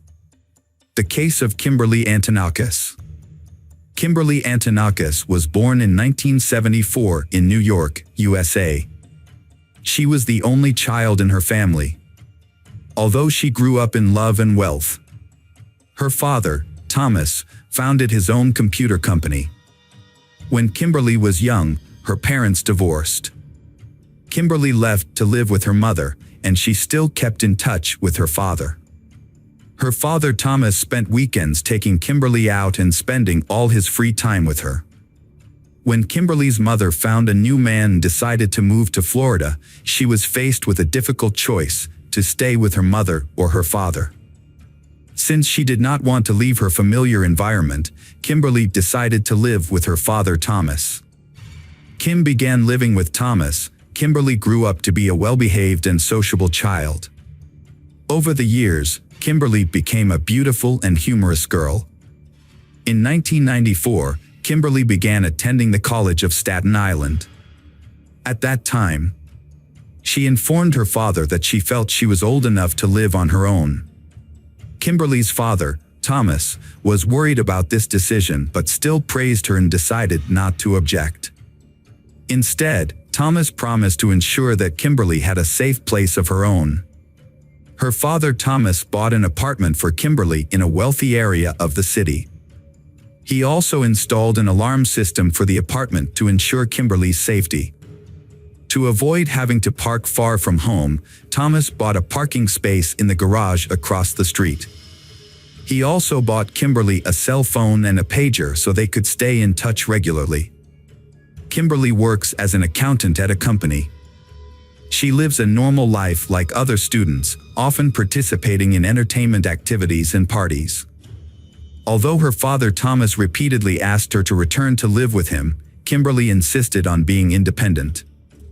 In early 1995, Kimberly's best friend Liz Pace's house was being renovated. Liz, along with her boyfriend Joshua Torres and their young son, came to Kimberly's house to ask for temporary accommodation.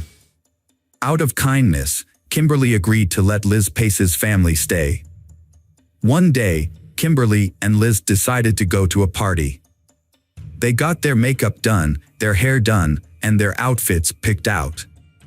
Afterwards, they had a great time and danced at the party. When the party was over, Kimberly drove Liz home in her 1994 white Honda Accord. However, Kimberly did not go up to the apartment with Liz because she had unfinished business. The two girls hugged and said goodbye. Liz returned to the apartment first. The next morning, when Kimberly did not show up for work, her coworkers contacted her father, Thomas, to inform him that Kimberly had not shown up for work. Kimberly's absence was unusual because she was always on time. Thomas was also unable to reach his daughter on her cell phone, which made him feel worried and had a bad feeling. Thomas decided to contact Kimberly's friends. However, no one had any information about where she had gone after leaving the party early in the morning of March 1st. When Thomas did not hear from her friends, Thomas decided to go to the police to report the incident. The police thought that Kimberly might have stayed at a friend's house overnight and would return soon, so they advised him to wait at least 24 hours. However, Thomas was not satisfied. He decided to conduct an investigation himself to find Kimberly. After learning of Kimberly's disappearance, Kimberly's mother met with a psychic after being introduced by a friend. Upon seeing Kimberly's photo, the psychic said that she was alive, but very weak and dehydrated. She also said that Kimberly had been kidnapped by acquaintances and that Kimberly had tried to escape several times. She added that the danger came from several people and that one of them had a name that started with the letter J, and that this person was apparently the leader of the gang. Thomas, Kimberly's father, went to the places his daughter frequented and talked to many people, but did not get any important information. Thomas went to Kimberly's apartment and garage to check. When entering Kimberly's apartment, Thomas noticed a bright object lying on the floor near the wall. It turned out to be a small gold earring. Thomas remembered that he had given Kimberly this pair of earrings. Thomas put the earring in his pocket. After checking, Kimberly was not in the apartment either. Thomas only met Kimberly's best friend Liz and her boyfriend Joshua Torres and their 2-year-old child. Thomas knew about Kimberly letting Liz's family stay temporarily. But Thomas did not support this decision. When Thomas talked about Kimberly's situation, Liz's family was surprised and worried about Kimberly's disappearance. Joshua reported that he was looking for Kimberly and volunteered to help. Thomas then went to the police station a second time and insisted that they conduct a search. The police agreed to help him and began an investigation. The police began to investigate the date of Kimberly's disappearance on February 28th. It was found that Kimberly went to college in the morning, then went to work. After work, Kimberly went home and had dinner. She then attended a party with Liz and returned home around 4 a.m. Kimberly then went to the parking lot, but the reason she was there at such an early hour is still unclear. Kimberly's bank account was also investigated. The police discovered that Kimberly had last used her bank card the evening before she went missing. The police assumed that Kimberly had been kidnapped. Due to the lack of concrete evidence, the police looked into the information that Kimberly's mother had received from the psychic. Witness interviews were then conducted. The first people interviewed were Liz and Joshua. The police discovered that a total of 65 calls had been made from Kimberly's phone on the morning of March 1st. This surprised the police because of the large number of calls. However, Joshua explained that he had called all of his friends and acquaintances to find out where Kimberly had gone and why she had not stayed home overnight. Joshua said that he considered Kimberly to be like a sister to him. Thanks to Liz's testimony, the police were able to identify the clothes that Kimberly was wearing. A portrait of her has been drawn and will be released to help in the search. In addition, the police have also noticed some distinctive tattoos on Kimberly's body. One of them is a scorpion, which corresponds to her zodiac sign. The other tattoo is located on her waist and represents the infinity sign in the form of two naked people parallel to each other. A search for the missing car has been launched. The police have checked all scrap yards and other places where the car could be dismantled for parts or sold. However, this search has not yielded any positive results. The police have advised Thomas to pay attention to letters and phone calls he receives, as it is possible that his daughter's kidnappers will contact Thomas and offer a ransom. At around 2 a.m. on March 4th, the emergency services received a report of a fire. A large abandoned house was on fire at 86 Woodhaven Avenue in Queens. Fire crews were called in to put out the fire. When the fire was finally extinguished, firefighters found a charred body in the basement of the building. Forensic experts revealed that the deceased was a young woman between the ages of 20 and 25. Some of her long black hair was still on her head. There were also traces of tape. The woman's legs were tied tightly, and her hands were tied behind her back. However, the worst part was that she was still alive when the fire broke out, as evidenced by her lungs filled with smoke. In fact, the young woman had been brutally burned alive. Police suspect that the body may be that of Kimberly, who had gone missing. However, dental records need to be examined to confirm the identity. At the same time, experts have also analyzed the ashes to determine the victim's identity. When the autopsy was done, experts found no other traces besides the body.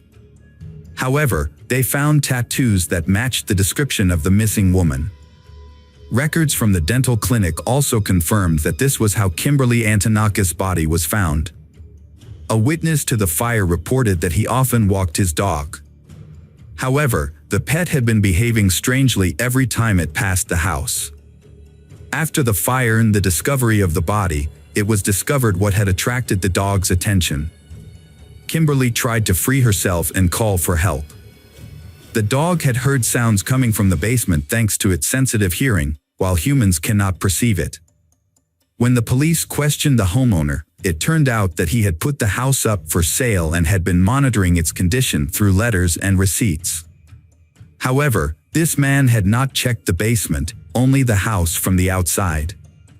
The police decided to question Joshua again because they still had many unanswered questions about him. Notably, they also noticed an interesting coincidence that his name started with the letter J. This time, Joshua revealed to them about a friend who had not been contacted on the day Kimberly went missing. It was a young Russian man nicknamed Psycho who had a romantic relationship with Kimberly. The police decided to verify the information about this person and learned that Psycho was a Russian citizen who moved to the United States as a child, and that he later joined a gang and repeatedly broke the law. Thus, a suspicious suspect appeared and was soon arrested. During the interrogation, Psycho said that he knew about Kimberly's death. His reaction shocked the police because Psychota insisted that he had nothing to do with the crime, but also showed deep sorrow.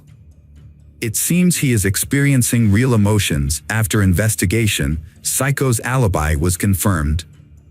Once again, the investigation hit a dead end. Kimberly's family decided to seek help from a psychic once again.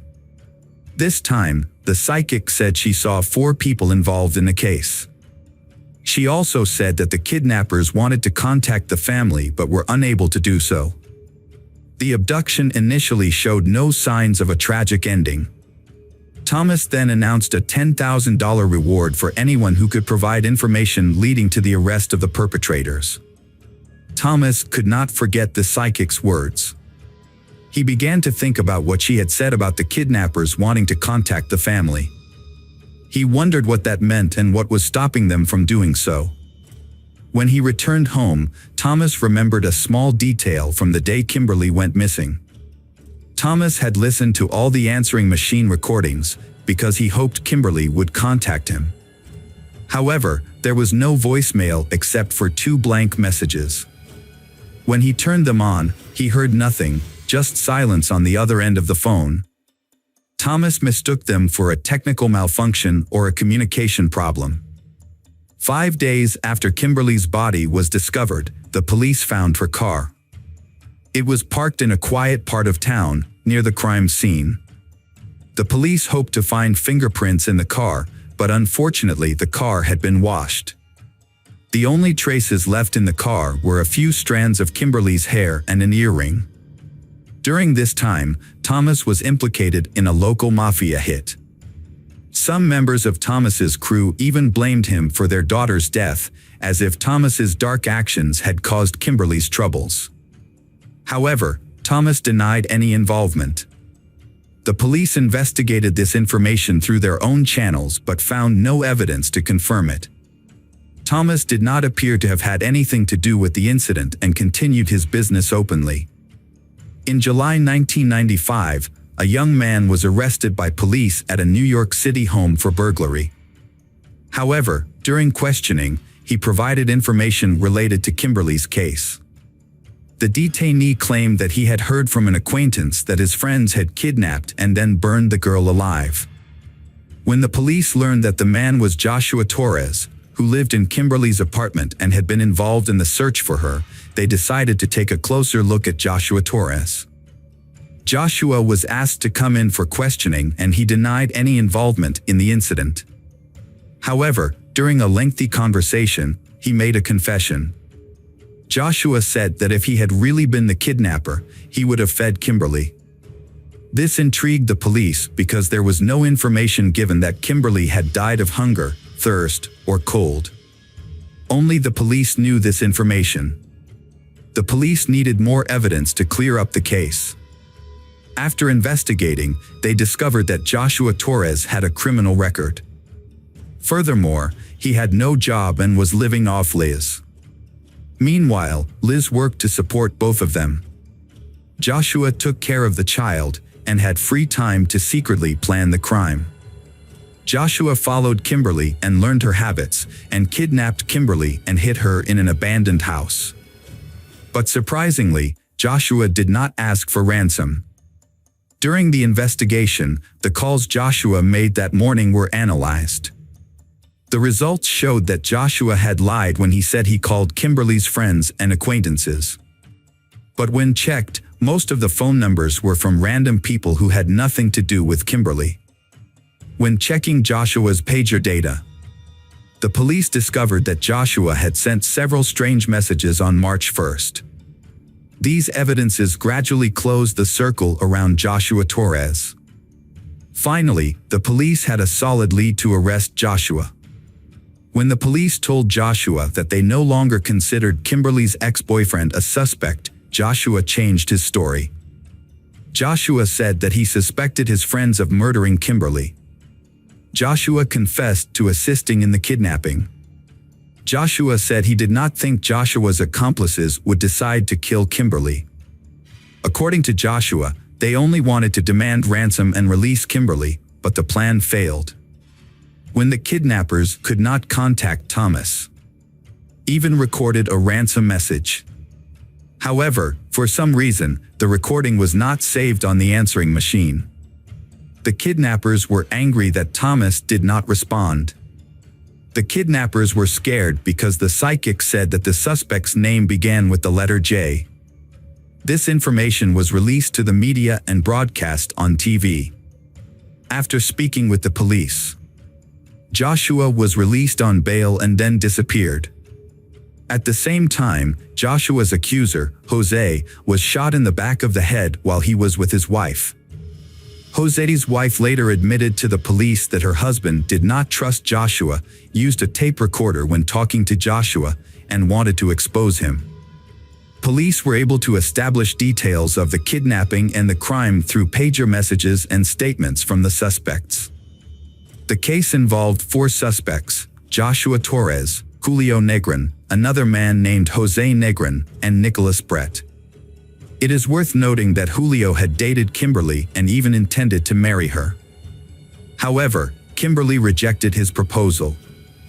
Nicholas had just been released from prison before the kidnapping took place thanks to a bond from his mother. Nicholas had planned the incident while serving a prison sentence for serious crimes.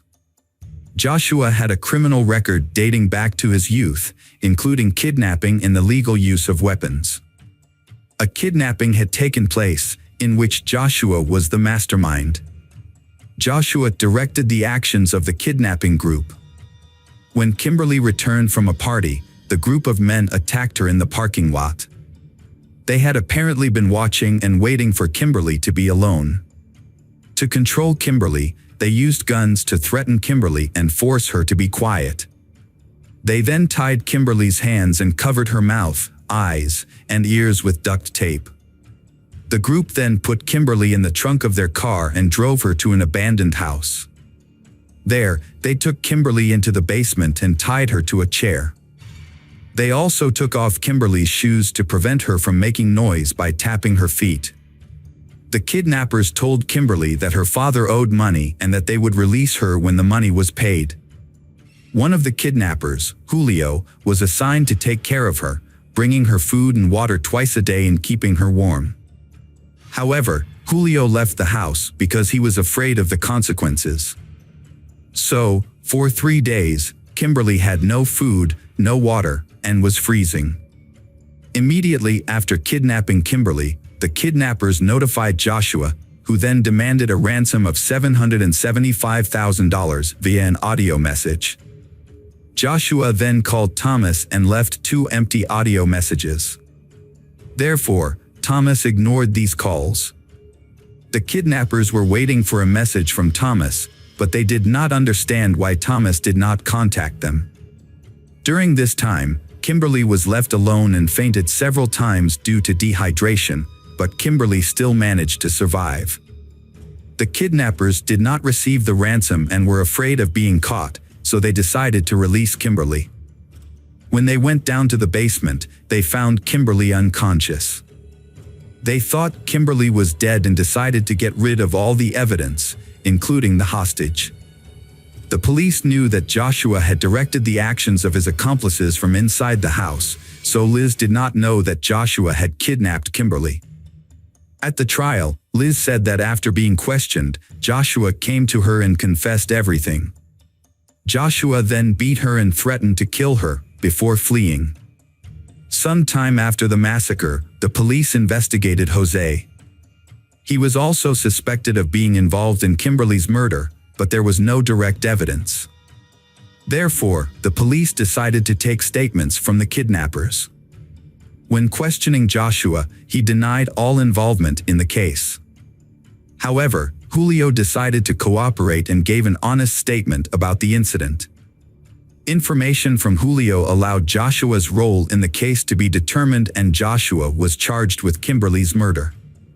Therefore, Joshua, Julio and Nicholas were charged with related crimes such as murder, kidnapping and vandalism. At the trial, after more than 10 hours of debate, Joshua was finally sentenced to life in prison for 58 years, the same sentence that Nicholas Brett also received. Julio Negrin was convicted of complicity and sentenced to 2 to 6 years in prison after the incident. Kimberly's father, Thomas, was pleased with the court's decision. because Thomas did not want criminals to be sentenced to death. In his eyes, the death penalty was not the most severe punishment. Nicholas experienced abuse and assault in prison many times, and after only 2 years of incarceration, Nicholas died of AIDS. Meanwhile, Julio was released after 2 years after completing his sentence. However, Joshua is still serving a longer sentence and cannot be released until 2053 at the earliest, if he is still alive at that time. In 2005, Thomas died of cancer. His family believes that Kimberly's death caused Thomas a lot of stress, and that cancer was part of that. The life of Kimberly Antonakos, a beautiful girl, ended suddenly and tragically. Welcome back, mystery lovers. Today's case is going to keep you on the edge of your seat. The case of Susan Wright. Susan Wright was born on April 24, 1976 in Houston, Texas. Her parents, Velma Sue and Jimmy Lawrence Wright, lived a simple life and raised Susan and her older sister, Cindy. From a young age, Susan was an active, friendly, and talented child. During her school years, she participated in dancing activities and aspired to become a professional choreographer. With her bright and attractive appearance, Susan had many fans. However, after graduating from high school, Susan's dream of becoming a student did not come true. But she did not give up, and after a short break, she saved money to continue her studies. For a long time, Susan worked as a dancer at a famous nightclub in the city. However, she soon realized that this job was not for her and decided to leave. She then used her savings to study nursing at night at a university. With the goal of becoming independent, Susan balanced her studies with a job as a waitress at a restaurant to support herself. However, after a while, Susan realized that a career in medicine was not the right path for her and paying for her tuition became difficult. Therefore, Susan decided to drop out of school and focus on her work.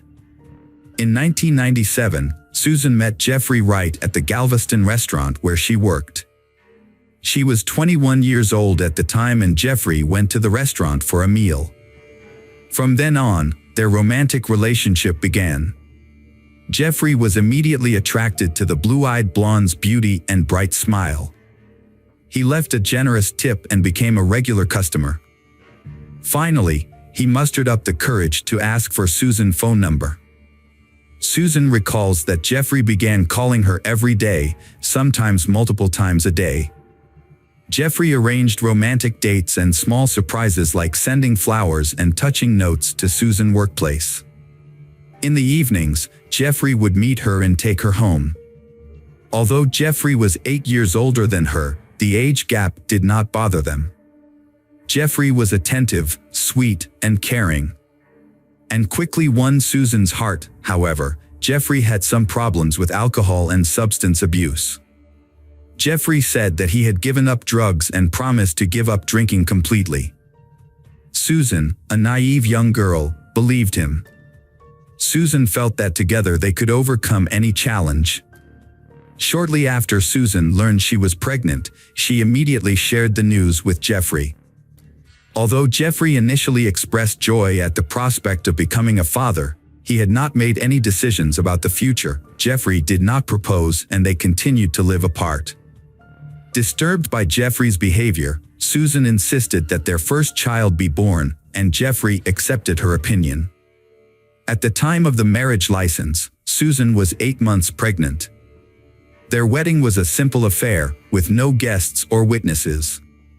A few weeks before the baby was due, they moved into a quiet house in Harris County, Texas. In December 1998, Susan gave birth to a son named Bradley. Just 3 years later, she was pregnant again.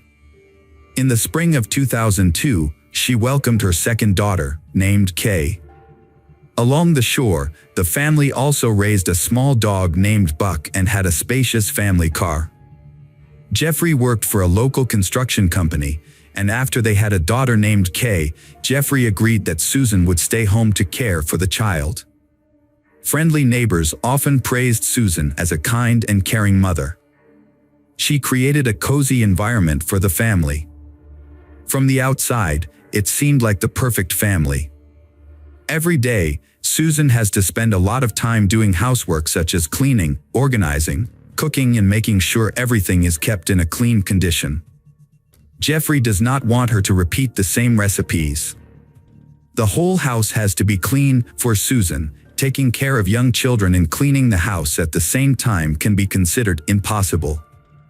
Jeffrey's clothes have to be washed almost every day because he doesn't want to wear any of the same clothes again.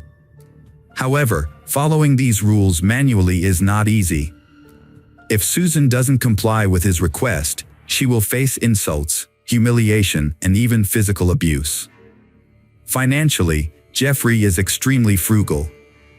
Contrary to the image of a romantic man who often gives gifts and flowers, Jeffrey only gives Susan $100 a week to cover household expenses. At the same time, he also asked her to settle all expenses and provide receipts. Jeffrey also broke his earlier promise to quit drinking. However, the real problems were just beginning. Jeffrey relapsed and started using drugs again. Under the influence of these substances, Jeffrey would become aggressive and would hurt his wife and son. Whenever Susan asked Jeffrey to stop using drugs and go to rehab, Jeffrey responded with anger. Jeffrey saw no problem with his actions and believed that Susan knew about Jeffrey's drug and alcohol use before Susan married him, so she should accept it and live with it. Jeffrey's parents also knew their son's weakness and sympathized with Susan. However, they felt helpless and unable to help her. What Susan couldn't stand, however, was when her husband began to physically, emotionally, and even sexually abuse her. At first, he would apologize and promise not to do it again, but then he stopped apologizing and domestic violence became a daily occurrence. Jeffrey began boxing at the gym 3 times a week, finding that the sessions helped him relieve stress. On Monday, January 13, 2003, Jeffrey went to the gym after work as usual. When he returned home, he seemed stressed. While Susan was cooking dinner, Jeffrey decided to tell his son about the sport of boxing and teach him some basic techniques. While teaching his son boxing, Jeffrey lost control and hit the boy. The child burst into tears, and Jeffrey tried to comfort the child, hoping his wife wouldn't hear. Susan pretended not to notice, but this incident was the last straw for Susan. After dinner, Susan went to put the children to bed while Jeffrey remained in the bedroom. When Susan entered the room, Jeffrey attacked her violently. Susan thought that Jeffrey was trying to kill her with a knife. However, she reacted and realized that Jeffrey did not have a knife in his hand. Susan decided to use her dancing skills to seduce Jeffrey and lower his guard.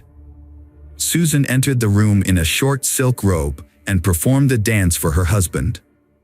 Susan then proposed a game, which Jeffrey agreed to participate in. In this game, Susan used 3 reins to tie Jeffrey's right hand and right leg to the bed. Jeffrey's left leg was secured with a silk strip from her robe.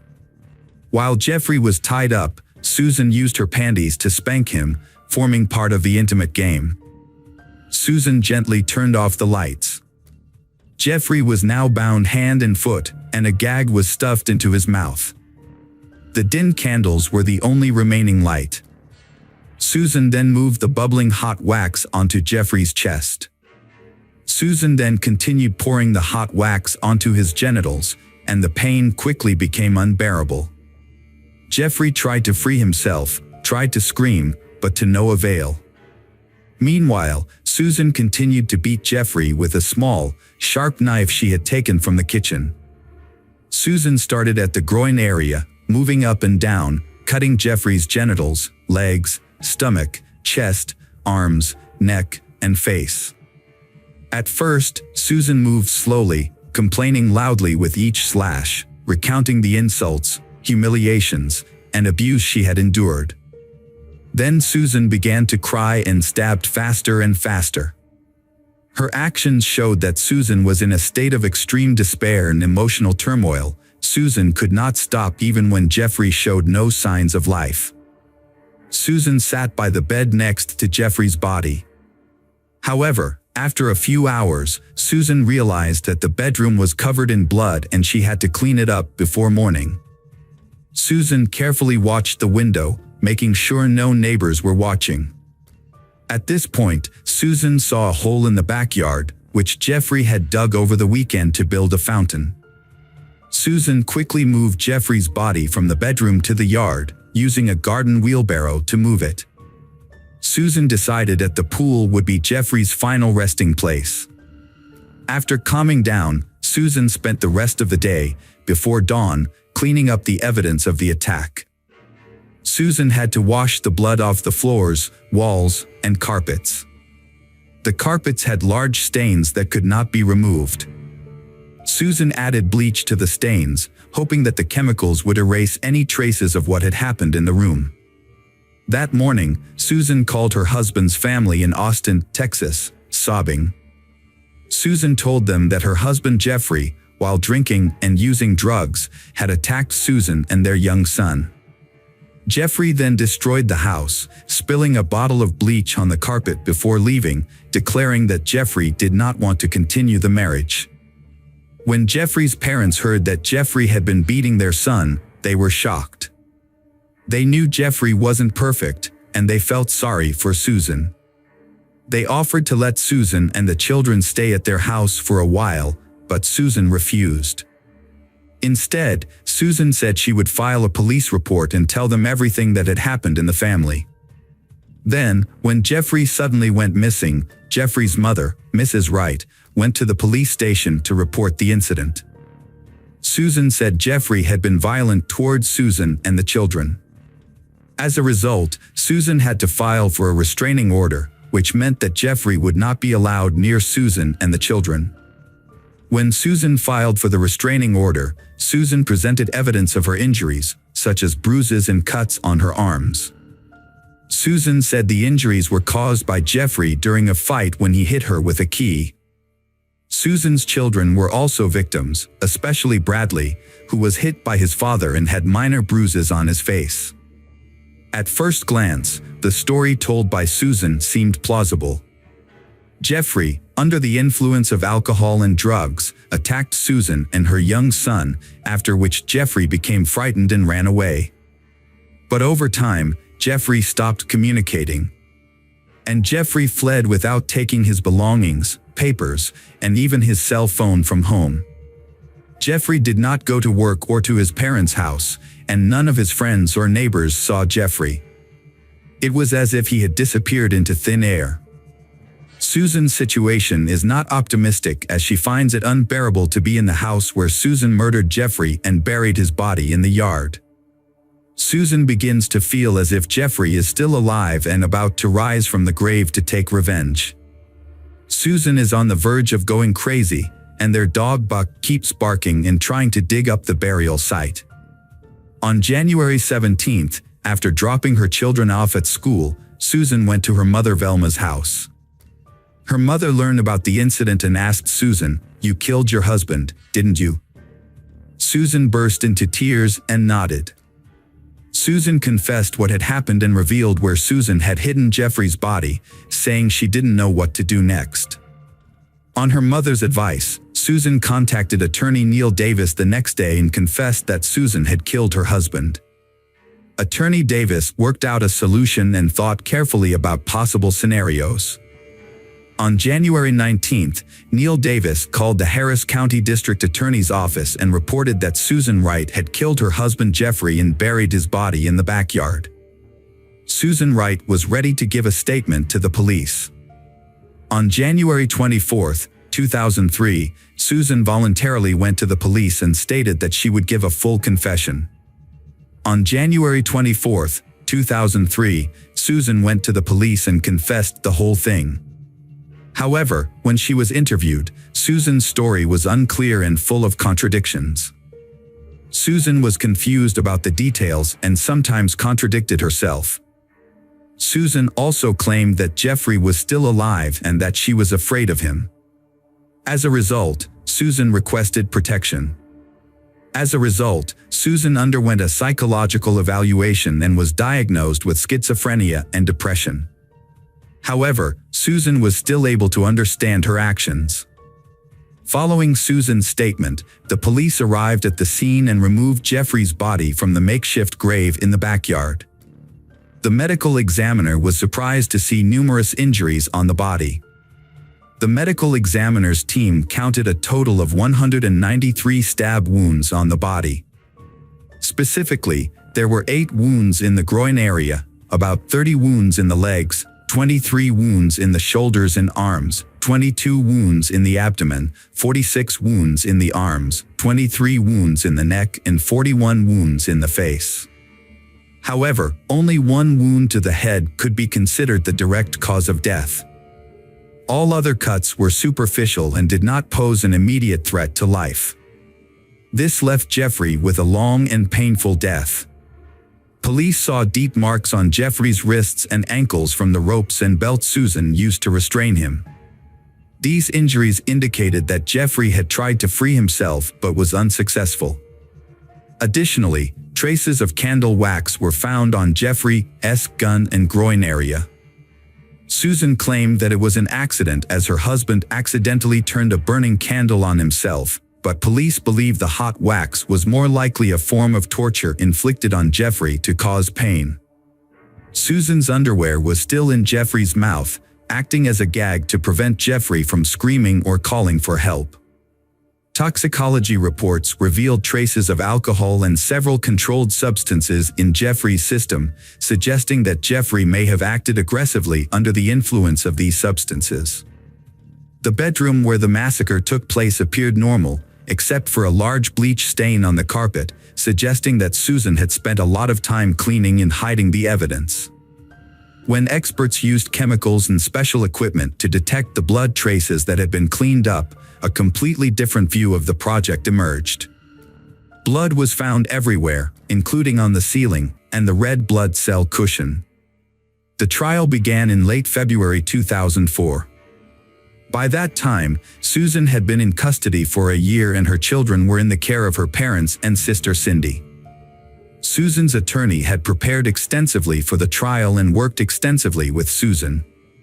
When questioned, Susan recounted the sad story of that terrible night and the events leading up to it. Susan said she had endured years of abuse and resistance. However, when Jeffrey began abusing the children, Susan could not take it anymore. Susan recounted that fateful evening, Jeffrey came home from the gym in a state of agitation. Jeffrey then began teaching their 5-year-old son punching and fighting techniques. When the son became scared and refused, Jeffrey punched him in the face. Susan then put the child to bed and decided to talk to Jeffrey about seeking help at a clinic for alcohol and drug abuse. However, Jeffrey became angry and decided to leave, taking the keys with him. While Susan tried to stop Jeffrey, a fight broke out between the two, leaving Susan with injuries to her palm and wrist. During the attack, Jeffrey attacked her, causing her to fall to the floor and briefly lose consciousness.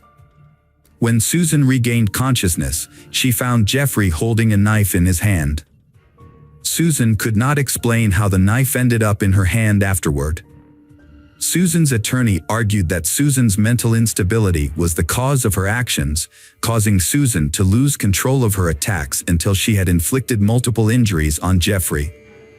Susan said she tied the rope and belt around Jeffrey's hands after inflicting multiple injuries, then used a wheelbarrow to carry Jeffrey out into the yard. As for the scraps found, Susan claimed they came from a candle that Susan had left on her bedside table that night when she had left the nightlight on.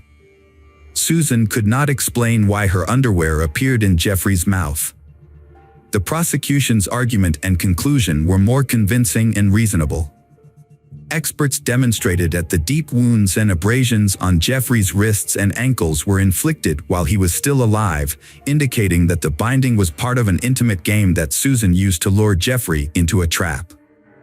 Therefore, it was reasonable that Susan's underwear had replaced the gag in Jeffrey's mouth. Furthermore, all of the wounds were inflicted at a certain angle. as if Susan were on top of Jeffrey's body, sitting on him, rather than in the midst of a struggle, which would have resulted in a different type of injury. All of the cuts were made from the front while Jeffrey was lying on his back and firmly immobilized. The question remains whether Susan planned Jeffrey's death. The prosecution claims that Susan planned the whole thing in hopes of receiving a large insurance payout. The case was widely publicized as Susan was dubbed the blue-eyed butcher or the blonde meat grinder by the press. Jeffrey's relatives demanded the harshest punishment for Susan. At first, people asked for a life sentence for Susan. However, in March 2004, Susan was convicted and sentenced to 25 years in prison. Susan did not think about the judge's decision and was completely emotionless. A year later, Susan's attorneys attempted to appeal the conviction, but it was denied. With new developments and a reduced sentence in 2008, Susan and her defense team filed another appeal. This time, a new witness testimony significantly affected the outcome of the case. Misty McKell, wife of former NFL champion Steve McKell, had a close relationship with Jeffrey Wright in the mid-1990s and was even engaged to Jeffrey for a year.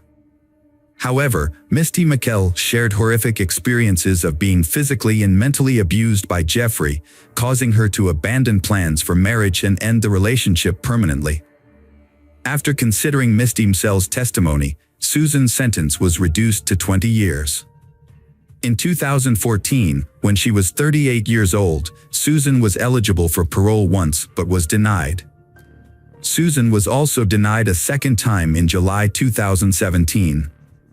Finally, after 16 years in prison, Susan was released in the winter of 2020 when she was 44 years old. Susan Wright's case was widely covered in the media and aired on the U.S. national television network Court TV. The story was later made into several popular television documentaries, including 48 Hours Mystery and The Secret Lives of Stepford Wives. In 2012, the feature film Blue-Eyed Butcher was released, starring actress Sarah Paxton as Susan Wright. Additionally, in 2014, Canadian documentary filmmaker Chloe Ballant discovered a short film inspired by Susan Wright's trial. Welcome back, detectives. Let's dive into another horrible case. The case of John Parker. John Parker was born in 1970 in Indiana, United States, to a middle-class family and have a brother. From a young age, John had a strong ambition to succeed. He valued being independent and continually sought ways to better himself, as well as looking for opportunities for growth and advancement. After graduating from high school, John began searching for ways to earn money. According to his brother, John's first job was as a waiter's assistant in a restaurant. However, he quit his job soon after, but the exact reason for his departure is unclear.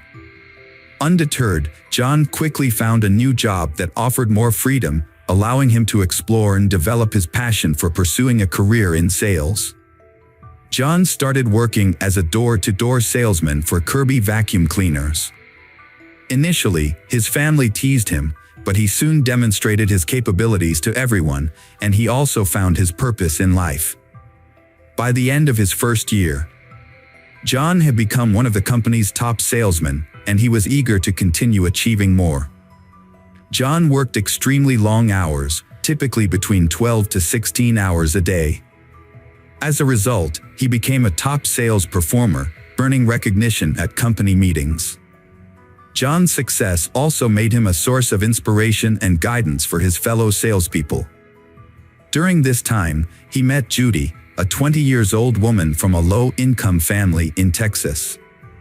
Judy was born in October 1969. She was confident extremely and outgoing. Although John wasn't planning to hire any additional salespeople at the time, but she was able to convince John that she had what it took to achieve great success in sales. Judy's past was marked by significant life events. With her parents' consent, she had gotten married at the age of 14 and had 2 children, Christina and Daniel Hicks, but it ultimately ended in divorce. When she met John, she was determined to start a new chapter in her life. John decided to give Judy a chance, taking her under his wing as a mentor in vacuum cleaner sales. Not only did Judy prove herself as a valuable member of the sales team, but she also won John's heart. As time passed, they began to date. John's life was thriving, both personally and professionally.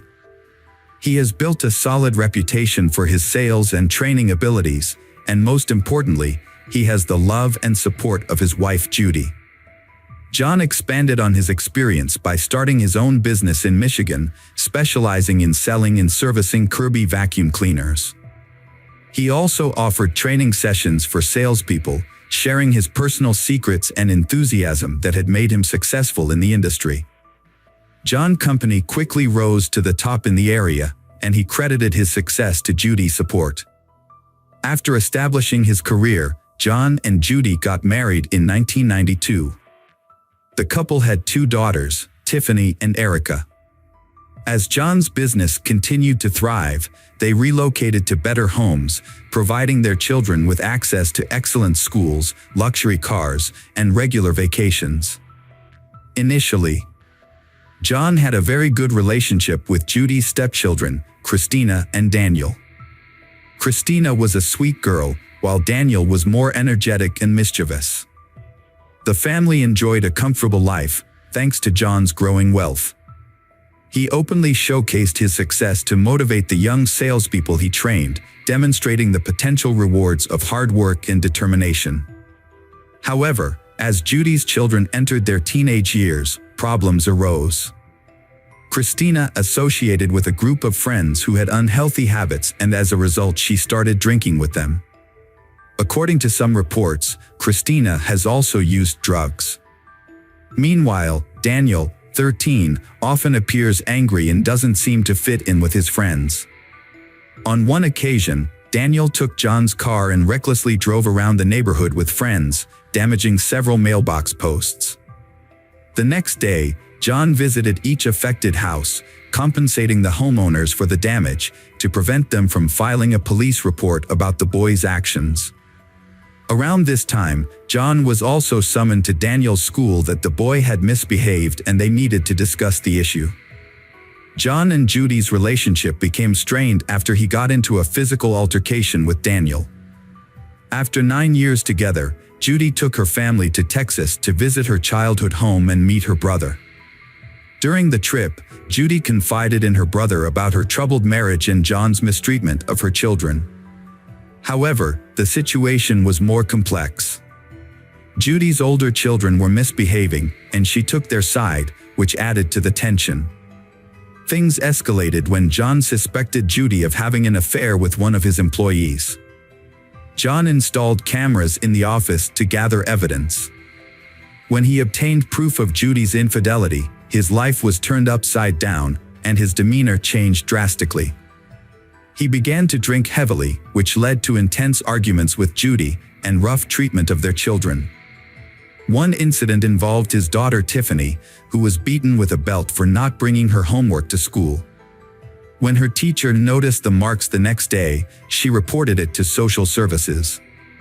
Before they arrived, John warned the 4 kids that if they wanted to maintain their luxurious lifestyle, they should say nothing about the beating.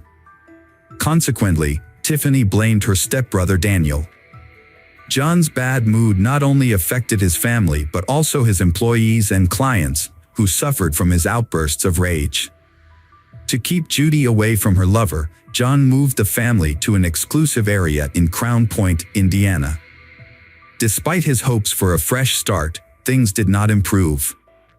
Judy started to improve her appearance by losing weight and changing her look, while John let himself go, growing his beard, smoking, and wearing only jeans. He became increasingly distracted. The business struggled due to John's condition, nearly going bankrupt and forcing him to sell his boat to stay afloat. Office rumors swirled about Judy's alleged affair with Jeff, John's right-hand man, fueling more arguments. At one point, Judy told John she wanted a divorce, but it wouldn't be straightforward. John felt he had given Judy everything, rescuing her from poverty, accepting her children, and showering her with luxuries. When love turns to resentment, he began cutting off Judy's financial sources. John made it clear that if she left, she would leave with nothing, and he had a secret recording of her infidelity with the office employee. This was the situation at the start of 2003. The tension between John and Judy affected the children, whose behavior worsened. Even Tiffany was grounded during the holidays for starting a fire on school grounds with a friend. The arguments finally ended on Thursday, April 17, 2013, when John and Judy went out to dinner. They were likely looking for a way to resolve issues and reduce the tension between them. After dinner, the couple called home to check on their kids and told them they would be back soon. Then, Christina asked them to stop by the office because she had left a school notebook there. As John and Judy left the restaurant, John decided to bring the leftover dinner to Jeff, who was supposedly working late at the office. John and Judy arrived at the office, located in a deserted industrial area. Just before 10 p.m. John went inside to talk to Jeff, while Judy picked up Christina's notebook and returned to the car. A few minutes later, John came out of the office and opened the rear door on the driver's side of the car to look for something. Suddenly, two loud bangs were heard, and John collapsed on the ground. Judy and Jeff immediately called 911. Police and medical units arrived at the scene within minutes. Unfortunately, John, 33 years old, had been shot in the back of the head and was pronounced dead at the scene. When questioned by the police, Judy, who was inside the car when the incident happened, was unable to provide much information. Judy said she was sitting in the car when John came out of the office and opened the back door on the driver's side. Immediately, she heard two loud shots. Judy's reaction was to hide behind the seat. When she finally lifted her head, she caught a glimpse of a man in dark clothing running away from the car. Initially, it seemed like a robbery because John's wallet was missing. However, as investigators examined the scene more closely, they began to have doubts. John and Judy hadn't told anyone they would be there, which raised several questions. What were the chances of a random robbery in a deserted industrial are very rare. If the motive had been robbery, it's puzzling that the perpetrator would first kill John and then take his wallet. This is especially confusing since John was visibly wearing a valuable gold Rolex and other easily accessible jewelry. Typically, thieves would thoroughly search the victim's pockets in such situations. The fact that this didn't happen raises more questions than answers. Two bullet casings were found at the scene, which supports Judy's account of hearing two shots. One shot killed John instantly, but there's no official information about the second shot. With many unanswered questions, investigators started work taking a statement from Judy. Judy reported that her husband had argued with an employee from his company prior to the incident and identified the individual. However, she couldn't provide any additional information beyond her initial statement at the scene. Jeff, who was inside the office, also couldn't offer any useful insights, as when he heard the gunshots and went outside, it was all over. Meanwhile, authorities informed Christina, a Parker resident, that her stepfather had passed away. With robbery ruled out as a motive, detectives turned their attention to John's circle of relatives and colleagues. They began with an employee who had allegedly argued with John, but the employee claimed they had resolved their issues amicably and had a verified alibi. The investigation expanded, include John's business partners, employees, competitors, friends, and family. Judy's behavior during the funeral surprised and puzzled many people, as she seemed cheerful and socialized with friends, which was unexpected given the circumstances. Her ex-husband was also seen casually reading a newspaper at the funeral. For days after the murder, police brought in 15-year-old Daniel for questioning because he was accused of hiring gang members to kill his stepfather, John. When questioned, Daniel admitted to paying someone to hurt John, but claimed he only wanted him injured, not killed. The police arrested one of the young men that Daniel had hired, but they were released after their alibi checked out. Daniel was also released after 9 days due to lack of evidence and his status as a minor. Later, it was discovered that John had problems with Judy's children, which led to further investigation into Daniel and raised suspicions about Judy's 17-year-old daughter, Christina. When questioned, Christina denied any involvement, and this lead also went nowhere. However, investigators were left wondering who was providing the money for these schemes. And they suspected Judy was the source. Further investigation showed that Judy and John's relationship had gotten much worse before he died, and Judy's affair was discovered. However, sources revealed that John had no plans to leave his wife and was trying to save their relationship. Judy's main reason for targeting her husband seemed to be financial gain, as detectives found that John had 2 life insurance policies worth $1 million.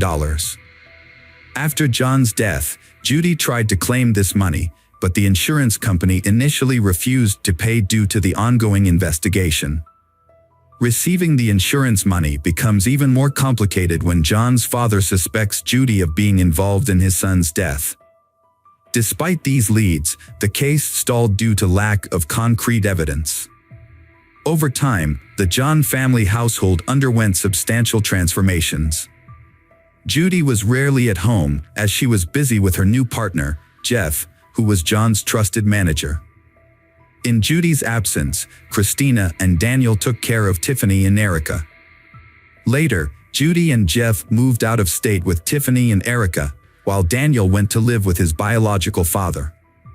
Christina, who was pregnant and had a boyfriend, stayed in the house. Although the investigation had stalled, authorities kept the case open, regularly reviewing the files in hopes of finding new leads.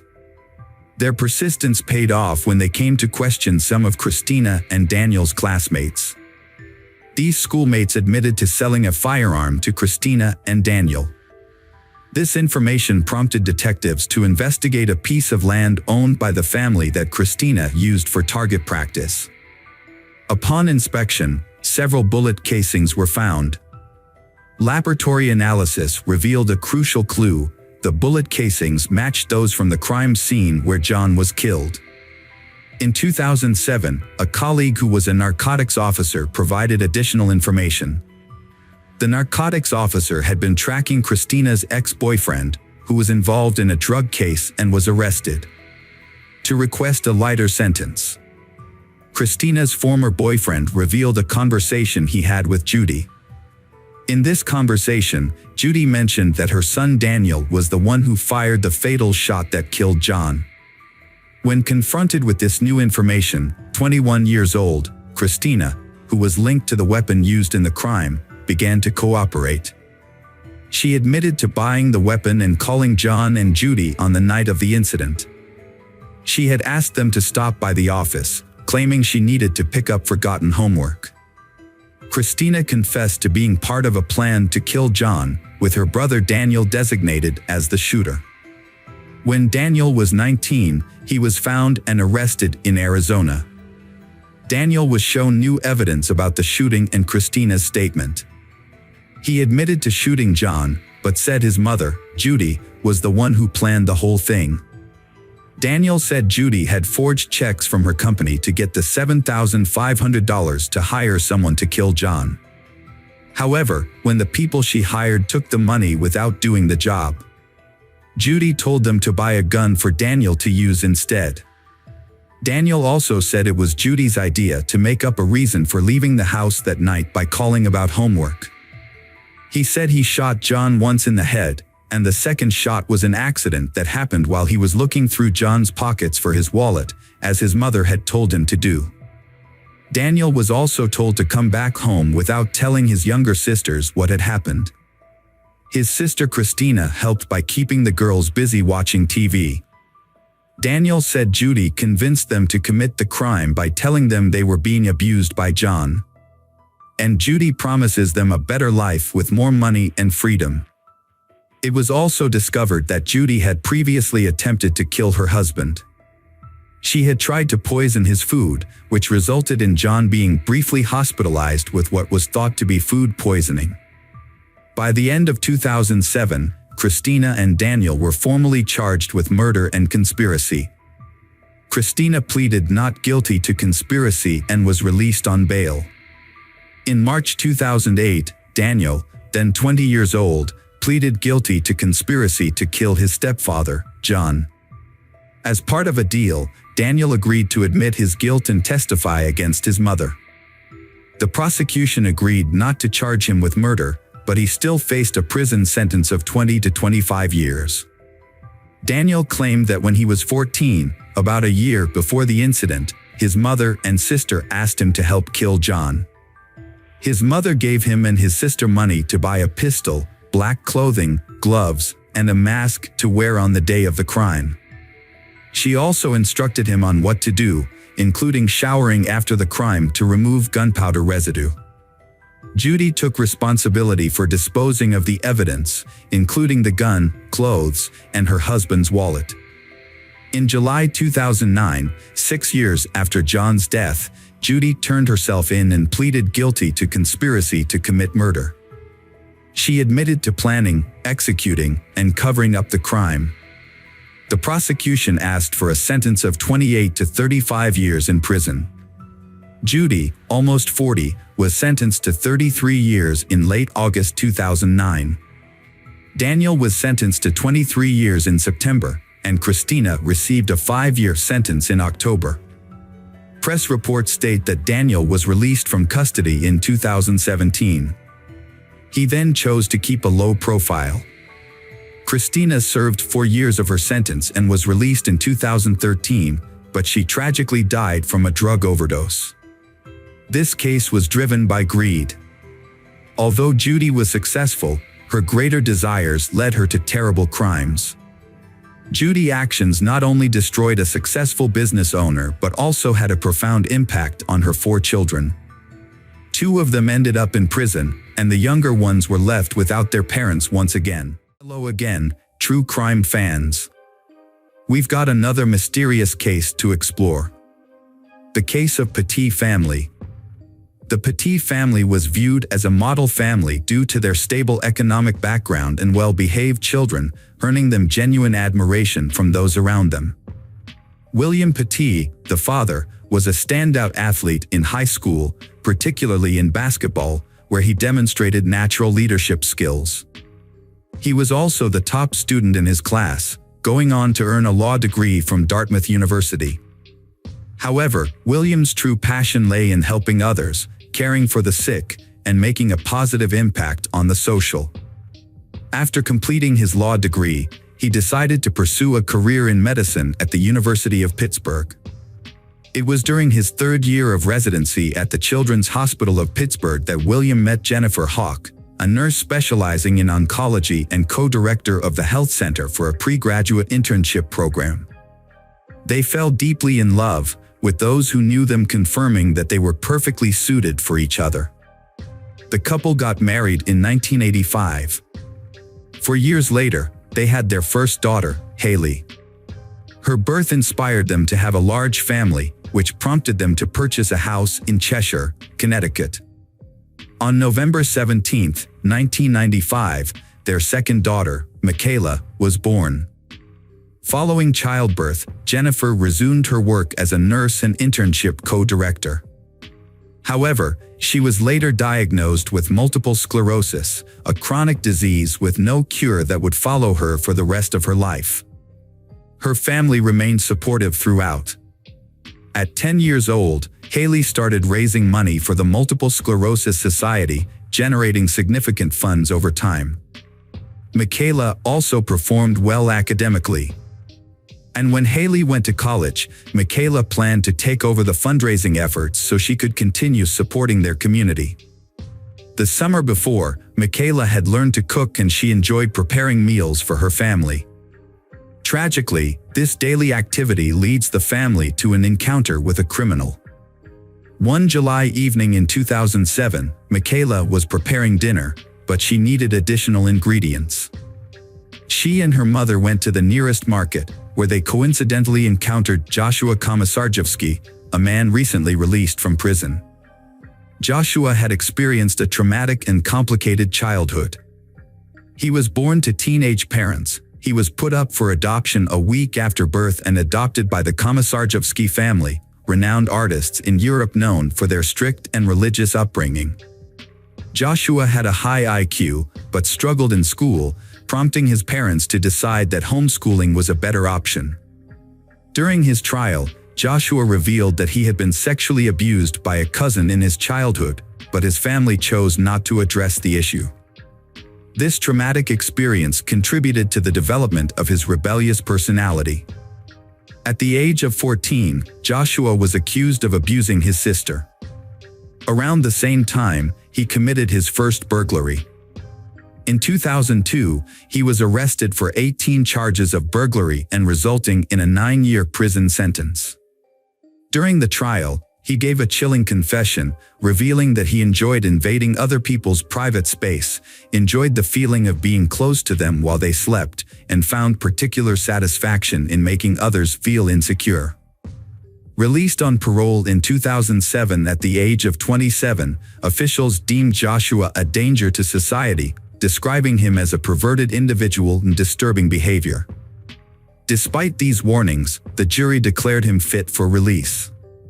Following his release, Joshua stayed in a residence for ex-convicts, where he met his accomplice, Stephen Hayes. Hayes had spent a significant portion of his life in prison, starting with his first incarceration at the age of 16 in 1980. He was frequently arrested for violent robbery and burglary, and after being sentenced in 2004, he was granted parole in 2006, which led him to the same halfway house where he met Joshua. On July 22, 2007, Joshua trailed Michaela Petit and her mother as they traveled to a nearby market to purchase. He paid close attention to and noted specific details about Michaela's vehicle, facial features, and blonde hair. After completing their shopping, Michaela and her mother returned home, having no knowledge that Joshua had been following them. Later, Hayes sent Joshua a text message indicating he was impatient to start and needed a drink soon. Hayes asked if their plan was still on, to which Joshua confirmed to be yes. When Hayes asked how much longer he had to wait, Joshua told him he was busy putting his child to bed and advised Hayes to be patient. Hayes responded by expressing his eagerness to proceed. Meanwhile, Joshua secretly follows the Petit family in his car to find out the exact location of their house. The whole family was enjoying a nice dinner together, but they unaware that it would be the last time they would all be together. Later that night, while everyone was asleep except for William Petit, who had dozed off in the living room, their peace was disrupted by strange noises inside the house. William remembered feeling groggy, in pain, and unable to think clearly. Joshua and Hayes had entered the house through an unlocked door, initially planning to rob the family. However, upon finding a baseball bat, they used it to brutally beat William, who remained conscious despite the assault. One of the intruders threatened to shoot him if he moved. William was then restrained with ropes, tied to a pole in the basement. Joshua and Haley proceeded upstairs to Haley's room, where they found her sleeping. They tied Haley and Michaela to their bedposts, covering their heads with pillowcases. Meanwhile, in the master bedroom, Jennifer Petit had fallen asleep, but was soon woken up by Joshua and Hayes. They controlled Jennifer by tying her hands and feet, feeling that they now had control of the house. Joshua and Hayes then took their time to thoroughly inspect the house, and even stopped to smoke cigarettes in the living room. After collecting valuables such as jewelry, cash, Joshua and Hayes decided it was time to leave. It seemed the Petit family's ordeal was finally over as they heard the burglars leave the house. However, their nightmare was far from over. Joshua and Hayes sold the items at a pawn shop, but after realizing they hadn't made as much money as they expected, their greed drove them to return to the house. When they returned to the Petit house, they discovered a check register with $40,000 and decided to steal a total of $155,000.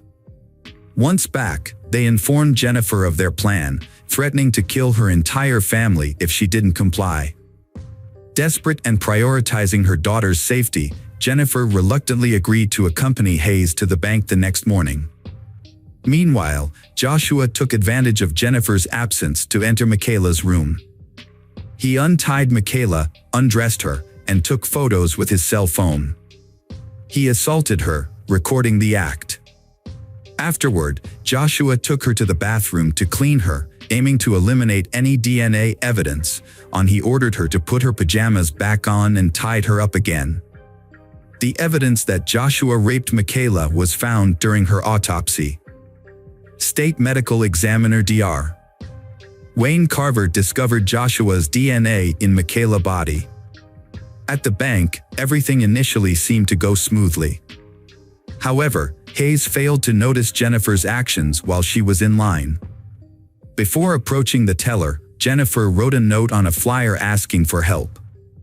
The note read that her name was Jennifer Petit, she needed to withdraw $115,000 from her savings account, and that her family was in danger, so Jennifer asked them to call the police, or her family would be killed. The teller gave Jennifer the money despite her lack of identification. With the cash, Jennifer left the bank and returned to the car with Hayes. The bank employee immediately called the police to report the incident. However, the manager told the 911 dispatcher that Jennifer had indicated the home invaders were being nice and only wanted money. Cheshire police received a report from the bank and they set up a vehicle perimeter around the area without alerting the suspect. From a distance, the police observed the situation without intervening. Meanwhile, back at the house, Joshua told his accomplice about his actions towards Michaela, implying that he could easily harm Jennifer as well. Hayes then grabbed Jennifer, pinned her to the ground, and started removing her clothes. William heard his wife being assaulted upstairs and managed to flee. One of the intruders responded, "Don't worry, it's all going to be over in a couple of minutes." William crawled to the basement stairs and eventually made it to the backyard. William thought the intruders would shoot them all soon, so he knew he had to act fast. Joshua checked on William but found he had escaped. According to Hayes' confession, Joshua told Hayes that William had gotten away while Hayes was raping Jennifer in the living room. Upon hearing this, Hayes strangled Jennifer to death while continuing to assault her. Shortly after, they heard William shouting for help. A neighbor, who initially didn't recognize William due to his injuries, immediately called 911. Realizing the police would arrive soon, Joshua and Hayes tried to eliminate evidence. Hayes and Joshua doused Jennifer's lifeless body, various parts of the house including Michaela and Haley's bedroom, and also Michaela and Haley themselves with gasoline. Hayes and Joshua started a fire at the scene, unaware that the police had blocked off the area just a few miles away. Within 5 minutes, they collided with a police vehicle and were surrounded by officers. The two perpetrators, Joshua and Hayes, who were later identified as ex-convicts, were pulled from their vehicle and arrested. Meanwhile, the fire at the house was spreading rapidly. An ambulance arrived and took William Petit, was seriously injured, to the nearest hospital. Firefighters soon followed and attempted to put out the blaze. Once the fire was extinguished, they discovered a horrific scene inside the house. The first body they found was Jennifer's, which was badly charred and had rope around her ankles. On the second floor, they found Michaela tied to her bed, her body completely consumed by the fire. In a desperate bid to escape, Haley had managed to break free restraints but collapsed just a few meters away due to smoke inhalation.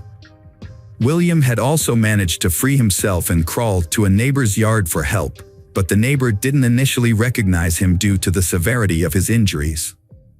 Both Joshua and Hayes admitted to the murders during questioning. Detectives noticed that Hayes smelled of gasoline throughout her interrogation. However, each attacker claimed the other was the main person responsible for planning the home invasion. Joshua also accused William of being responsible for the murders. In his diary, Joshua referred to William as a coward, stating that William had the opportunity to save his family but chose not to. The trial of Hayes started on September 13, 2010, with a jury of 12 people, consisting of 7 women and 5 men. The defense team argued that Joshua was the mastermind behind the crime and was responsible for making it more brutal. On the other hand, the prosecutors believed that both Hayes and Joshua were equally responsible. After about 5 hours of discussion, the jury found Hayes guilty on October 5. The sentencing phase began on October 18, but the jury was initially torn between recommending life imprisonment or the death penalty. Hayes' defense team argued that life imprisonment without parole would be a harsher punishment. However, on November 8, the jury decided to recommend the death sentence for Hayes. Before the trial, Hayes had tried to negotiate a plea bargain for a life sentence, but the prosecutors wanted the death penalty. On December 2, 2010, Hayes apologized for the pain he caused the Petit family. He stated that death would be a welcome relief and hoped it would bring some peace to those he hurt. Judge John Blue sentenced Hayes to 6 death sentences and 106 additional years for other crimes. However, when Connecticut abolished capital punishment in 2015, Hayes' death sentence was changed to life imprisonment. The trial of Joshua Komisarjevsky began on September 19, 2011. His lawyers offered a guilty plea in exchange for a life sentence, but prosecutors sought the death penalty. They argued that Hayes was the one who directed Joshua. Joshua was found guilty on October 13, 2011, and the jury recommended the death penalty on December 9, 2011. During Joshua's sentencing, he expressed remorse and shame for the crime, claiming he never intended to kill anyone. The judge set an execution date of July 20, 2012, holding Joshua accountable for his actions. However, in August 2015, his death sentence was commuted to life imprisonment after Connecticut abolished capital punishment. William Petit, the lone survivor of his family, was released from the hospital after 4 days. Upon his discharge, he immediately attended the funeral service for his wife and daughters. Overwhelmed with guilt and grief, William struggled to come to terms with the devastating reality that his loved ones were truly gone forever. Hello friends, welcome to our channel. Today we're going to take a look at another horrible case with you. The case of Timothy Jones Jr. As a child, Timothy witnessed hardships in his family. His mother suffered from schizophrenia, and her mental health gradually declined. Eventually, she had to leave home to receive constant care. When Timothy was 20, his father moved with him to his grandmother's house. There, Timothy faced domestic violence, substance abuse, and alcohol abuse. Despite his difficult upbringing, Timothy showed an aptitude for mathematics and computer engineering. He could solve problems easily and take apart and reassemble computers to make them run faster. However, things changed when Timothy reached his teens. At age 10, he began hearing voices in his head. By middle school, he was using drugs and drinking excessively. At age 15, he suffered a traumatic brain injury in a car accident that affected the frontal lobe of his brain, the area that controls impulses and is associated with mental illness. After the accident, Timothy exhibited unusual behavior and was very irritable. He felt jealous of his father and believed that anyone who had a relationship with him was causing his father to neglect him. Over time, Timothy believed that his father did not love him and feared being abandoned. Although his intelligence developed, his emotional development was affected, causing him to have a childlike mentality and lack of empathy. After graduating from high school, Timothy Jones Jr. dreamed of joining the United States Navy. His intelligence helped him to study there, but he lacked athletic ability and discipline. He lasted only a few weeks of training and often cried out of frustration. He had difficulty keeping up with the rigorous requirements, which led to depression and a drug test that revealed substance abuse, resulting in his expulsion. In 2000, Timothy began associating with people involved in bad activities. Police found him in possession of illegal narcotics and writing checks in his father's name. The police forced Timothy's father to control his son or face arrest himself. In 2001, Timothy Jones Jr. was sent to a work camp in an Illinois state prison for a year. When he was released, he seemed to have changed, with religion becoming the main driving force in his life. Timothy met Amber while they were both working at an amusement park in Chicago. After a while, in 2004, he invited her to his church. Within weeks, they decided to marry, in keeping with the church's expectation of immediate marriage. Amber was 19 and Timothy was 22. However, Amber soon learned about the strictness of the church.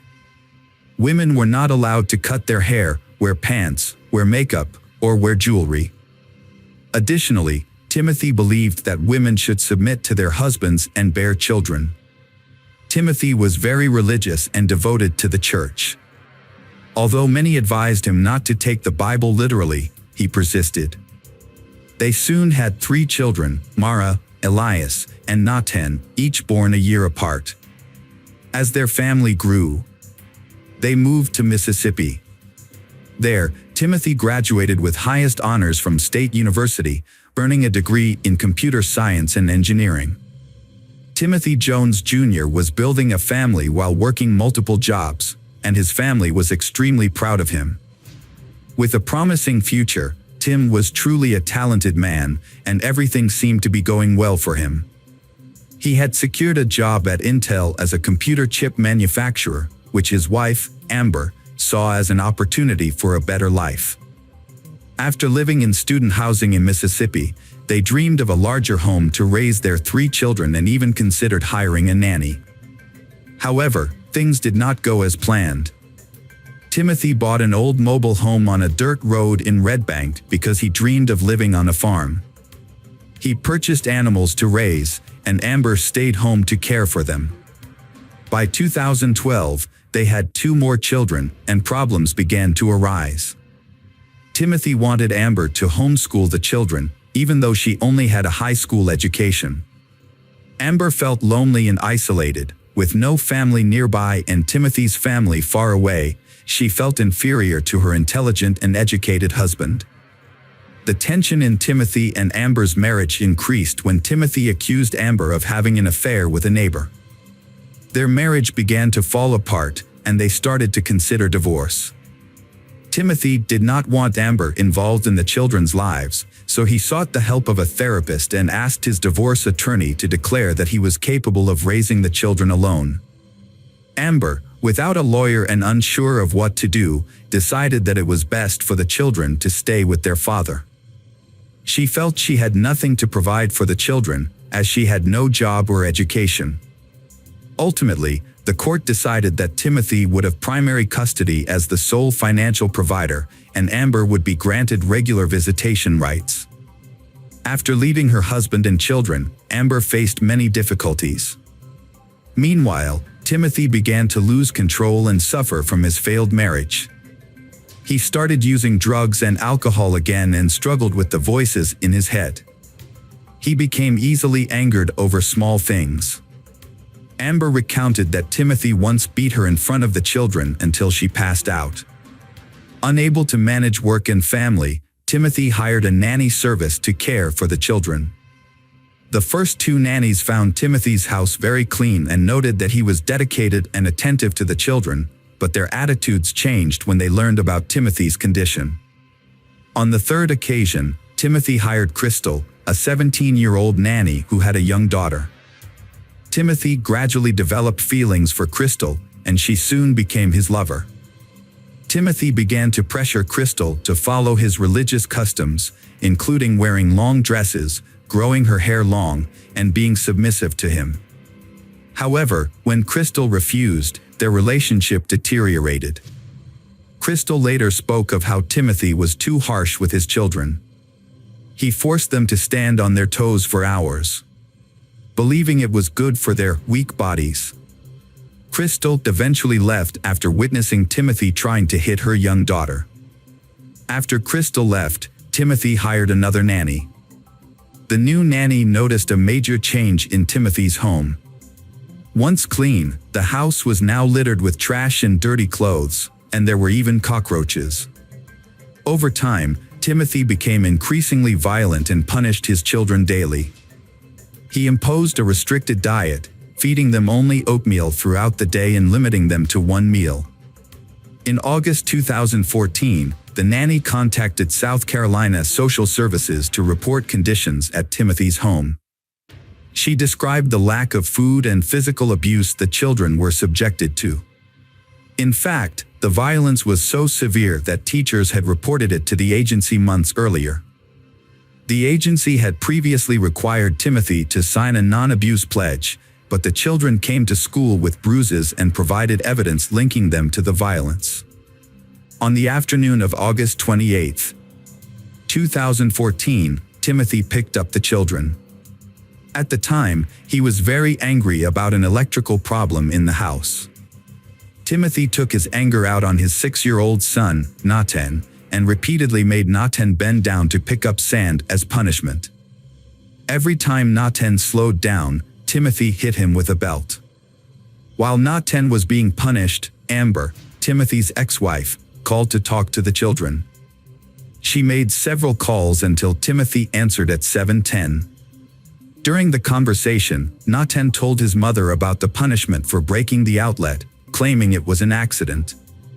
Timothy angrily hung up, telling Amber to stop defending him. After hours of torture, Nathan was exhausted, dehydrated, and begged for it to stop. He passed out, ending it all. Timothy took Nathan to bed and left him without giving him water or help. Call records show that Amber called 8 more times after that. Around 1 a.m., Timothy took his 8-year-old daughter, Mara, to a convenience store to buy 10 packs of cigarettes. When he got home, he strangled Mara. Timothy then went to his 7-year-old son, Elias, and did the same thing. He then unbuckled his belt and strangled Gabriel, 2, and Elaine, 1, until they stopped breathing. When the children did not move, he took a blanket, wrapped each one in it, and placed them in the back seat of the car and drove away. The disappearance of Timothy and his children was reported to the police. The police searched everywhere for Timothy. Fortunately, a police officer stopped his car. As the police approached the car, they immediately detected a foul odor inside. They also noticed that the carpet appeared to have been recently cleaned with bleach. The sheriff asked the driver, Timothy, for identification and license plate number and observed that Timothy appeared to be under the influence of drugs. After checking Timothy's information, the police discovered that he was wanted in South Carolina for a child welfare issue. When asked about the whereabouts of his children, Timothy initially said he had no children, but later mentioned that he had 3 children living in South Carolina. The officers asked for Timothy's relatives' phone numbers to verify the children's safety. After making the call, they immediately arrested Timothy. As Timothy was placed in the patrol car, he became emotional and began telling officers what he had done to his children. He confessed to killing his 3 children for ulterior motives. Timothy explained that he felt very sad and angry when he saw one of his sons playing with an electrical outlet, so he strangled his son until he lost consciousness. Timothy did the same to his other son and his older daughter. He strangled his daughter until she turned blue. In another account, Timothy claimed that his son was trying to hurt him when he saw him playing with an electrical outlet, which prompted him to kill him. In one recording, investigators heard a discussion about Timothy Jones Jr. subjecting his 6-year-old son, Nathan, to hours of punishment. This was because Nathan had accidentally turned off an electrical outlet in the living room. Timothy said he put Nathan to bed afterwards, but when he checked on him, he found him dead. When asked why he did this, Timothy said he heard voices in his head and believed his children were plotting against him. He also thought his children would be happier if they went to heaven. So he decided to kill all of them. After killing his children, Timothy traveled throughout the southeast with the bodies of his 5 children covered in blankets in his car. He eventually dumped them in a remote wooded area in Alabama. In a second statement, Timothy said Nathan's punishment had gotten out of hand. When he went to Nathan's room, he found him dead. Not knowing what to do, Timothy decided to end the lives of all his children. After an autopsy, pathologists were unable to determine a definitive cause of death. However, they theorized that Nathan may have been too weak from the excessive punishment Timothy had imposed on him, making it easier to kill Nathan. Investigators questioned Timothy's actions, particularly why he did not call 911 immediately after the incident. Instead, he attempted to conceal and dispose of his children. Timothy later led investigators to where he had dumped the children's bodies that same day. The remains of the 5 children were found on September 10th. On September 11th, evidence from Timothy's car was collected and turned over to South Carolina authorities. Some of the evidence included family photos, children's clothing, children's drawings, letters from his mother to the children, Timothy's college diploma, and his passport. Notably, Timothy Jones Jr.'s handwritten notes included a list of actions related to the disposal of the bodies, such as moving the bodies, grinding the bones into powder or small pieces, burning the bodies, and preparing necessary items such as camping equipment, gas, and muriatic acid. On September 13, 2014, Jones was admitted to a correctional institution and placed in a special cell separate from the general population. Since then, he has been evaluated by mental health experts, including psychiatrists, clinical psychologists, and forensic specialists. Opinions among these professionals varied. Some diagnosed him with schizophrenia, bipolar disorder, schizoaffective disorder, or a personality disorder.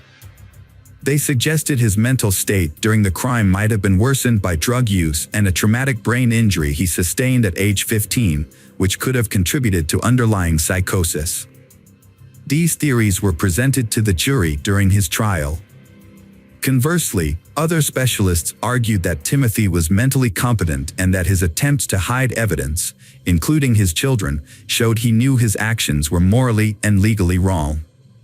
His internet search history indicated he understood what he was doing and how to do it.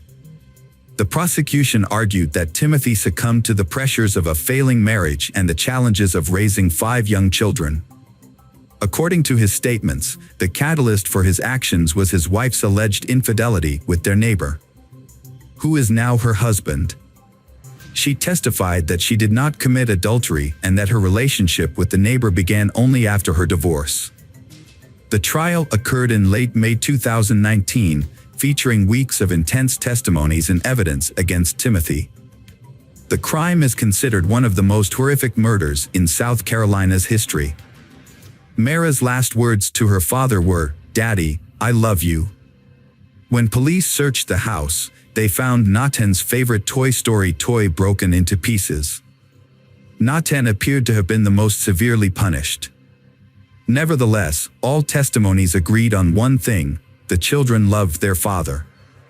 On June 13, 2019, after 2 hours of deliberation, Timothy Jones Jr. was sentenced to death.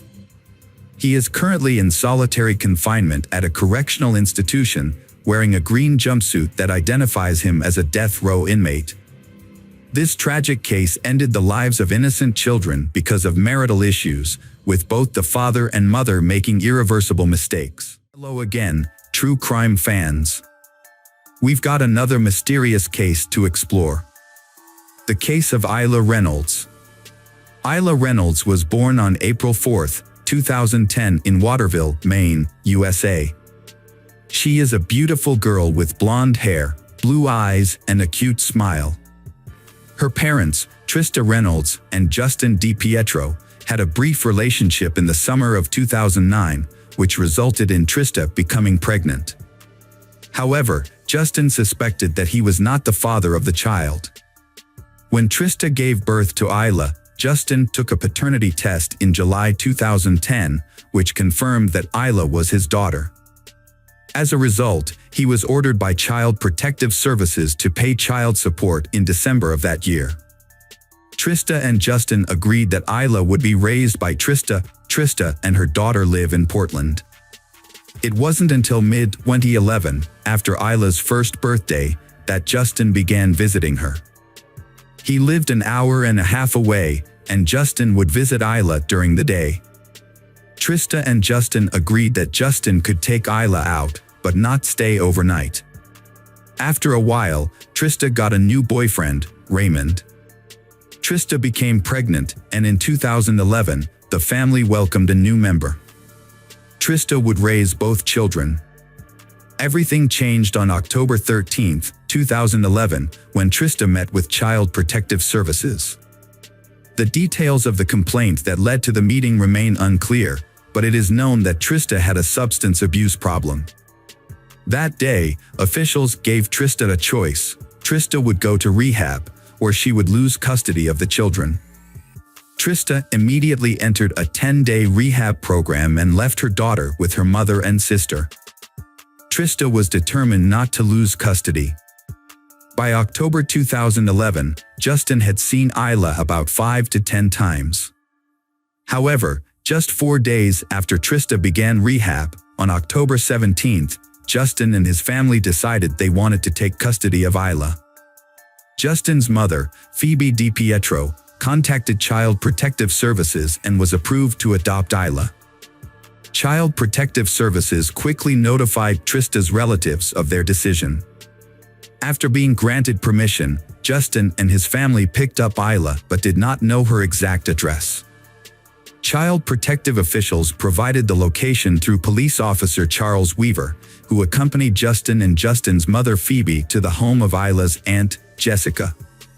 Justin's mother Phoebe waited in the car while Justin and the police entered the house to pick up Isla. A tense situation occurred.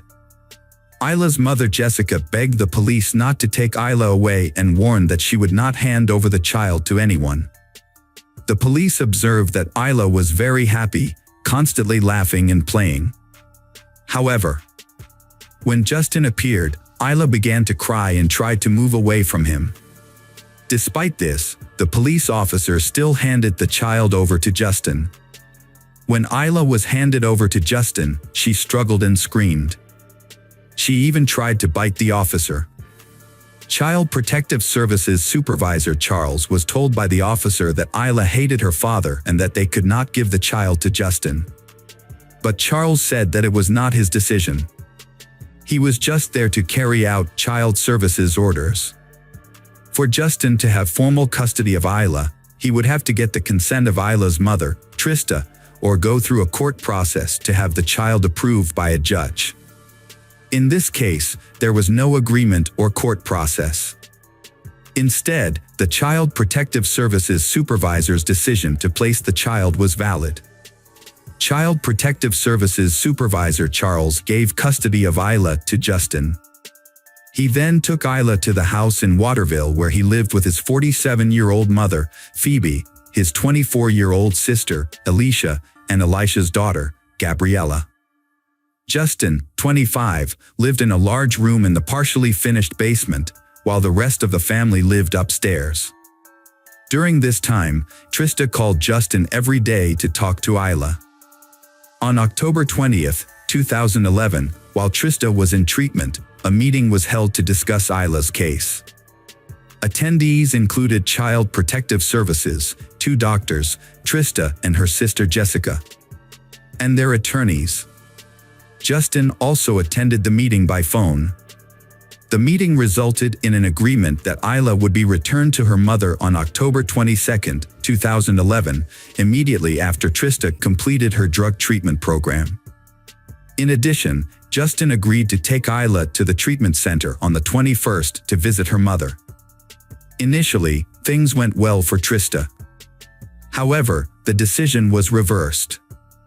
In her desperation to get her daughter back, Trista called Child Protective Services several times to ask them to help enforce the agreement. Unable to reach them, Trista attempted to negotiate with Justin to reach a temporary agreement. Under the agreement, Justin would continue to care for Isla and Trista would be allowed regular visits. On November 12, 2011, Justin took Isla to the emergency room.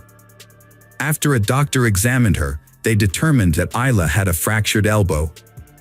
According to Justin, the accident occurred the night before, November 11th. It was raining at the time and Justin believed that he had slipped and fallen on her while holding her on the porch. Initially, Justin thought that she was not seriously injured because although she was crying, she seemed fine. However, it was not until the next morning that Justin noticed that Isla had injured her hand, so he took her to the hospital. By the following Monday, the orthopedist concluded that surgery was not necessary and that Isla's injury would heal on its own. A week later, on November 26, during Isla's third visit, the specialist said that Isla's condition was improving and that she was slowly recovering. Trista was at the hospital to monitor her daughter's health. Never thought that this would be the last time Trista would hold her daughter in her arms. From that moment on, things went from bad to worse.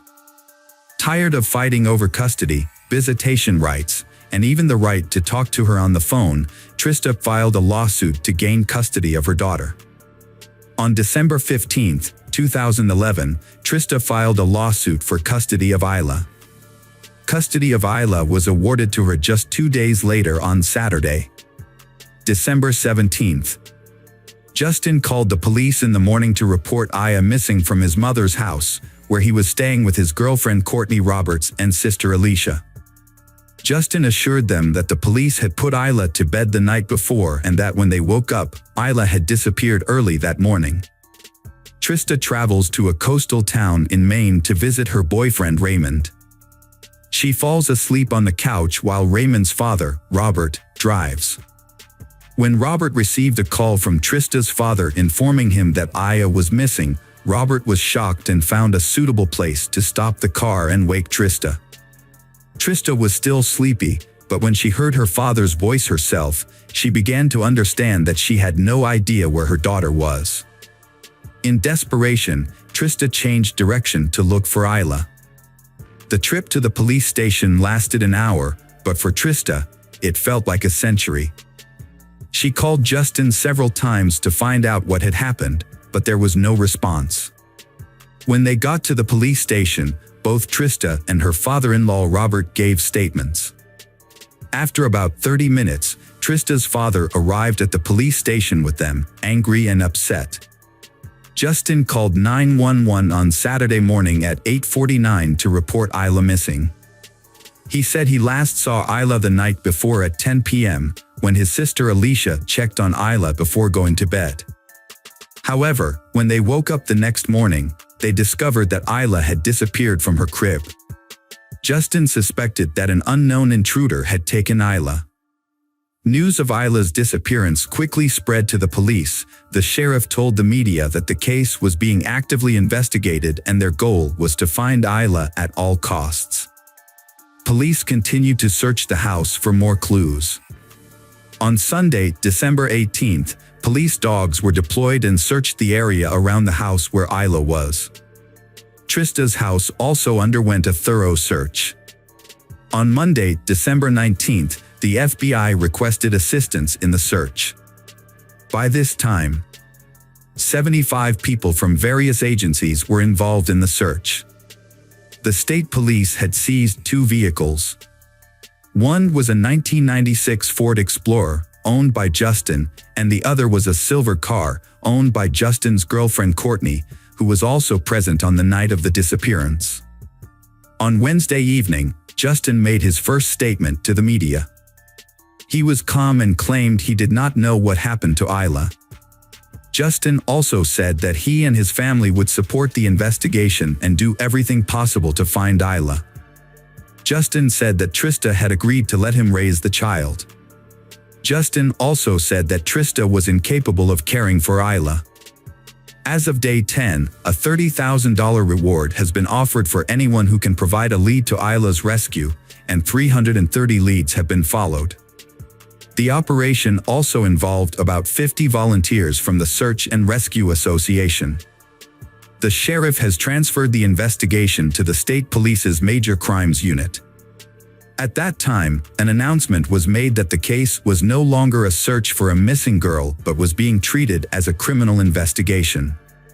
In the early days, Justin tried to avoid the media but later appeared more frequently. During an appearance on the Today's Show, Justin claimed that Isla had been kidnapped and wanted the kidnapper to return Isla. When asked about Justin's silence in the early days of Isla's disappearance, he justified himself by saying that he thought Isla would return. He also claimed that the police had advised him to stay away from the press.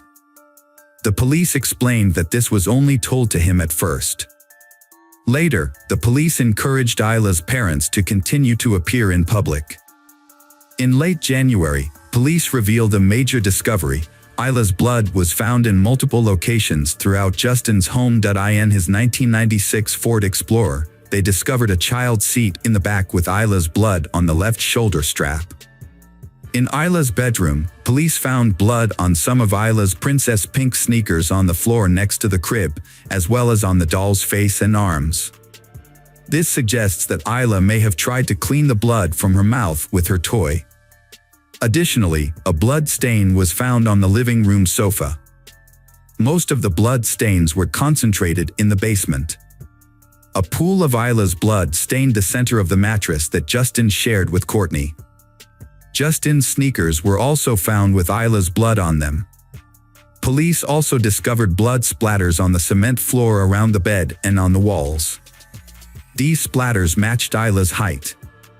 Additionally, experts determined that some of the blood splatters in the house were likely caused by Isla coughing, suggesting that Isla's injuries were both internal and external. This suggests that Isla may have been severely injured and may have been brutally attacked. Police said the bed sheet was used to clean Isla's blood. When they learned this information, Trista and her family were shocked and could not believe it. Police warned them that the evidence that was about to be revealed would be even more horrifying. Luminol tests were performed on the house, revealing blood stains that were not visible to the naked eye. Photos taken at the scene left Trista in great pain. After viewing these photos, she left the police station in a state of panic. The police said there were more photos to show her, but Trista refused to see them. She said she had enough. According to reports, when police showed Justin and his family the photos, he had no reaction. After learning of the police information, Trista shared with the press that despite her feelings of grief and helplessness, Isla's father, Justin, Alicia, and Courtney were still walking down the street as if nothing had happened. In September 2013, Trista wrote a bombshell letter to the press about the evidence and photos she had been given by the police. She was tired of waiting and wanted to rekindle public interest in Isla's case. In the spring of 2016, a group of journalists went to Justin's mother's house. Alicia opened the door and the journalists asked about the blood evidence. Justin's mother explained that Isla was lactose intolerant and had been vomiting. However, a quick internet search shows that common symptoms of lactose intolerance are gas, bloating, abdominal pain, and diarrhea, while nausea and vomiting are listed, but they are not the most common symptoms, let alone vomiting blood.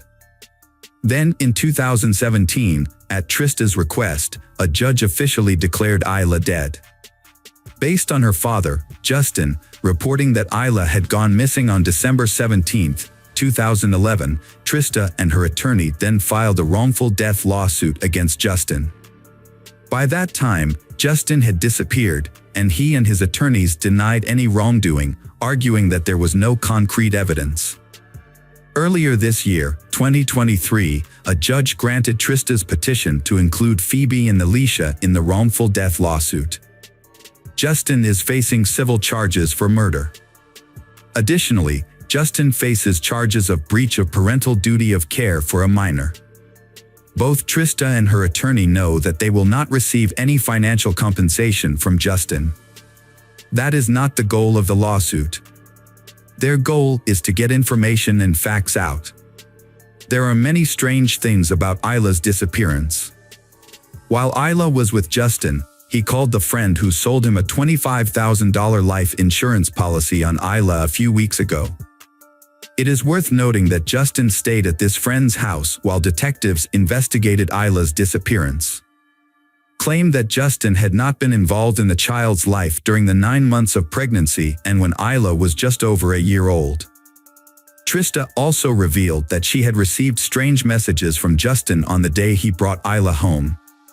He mentioned being afraid that someone would try to kidnap or take Isla away. The last time he said something similar was around December 11th, 6 days before Isla was reported missing. After Isla went missing, the messages became more surprising.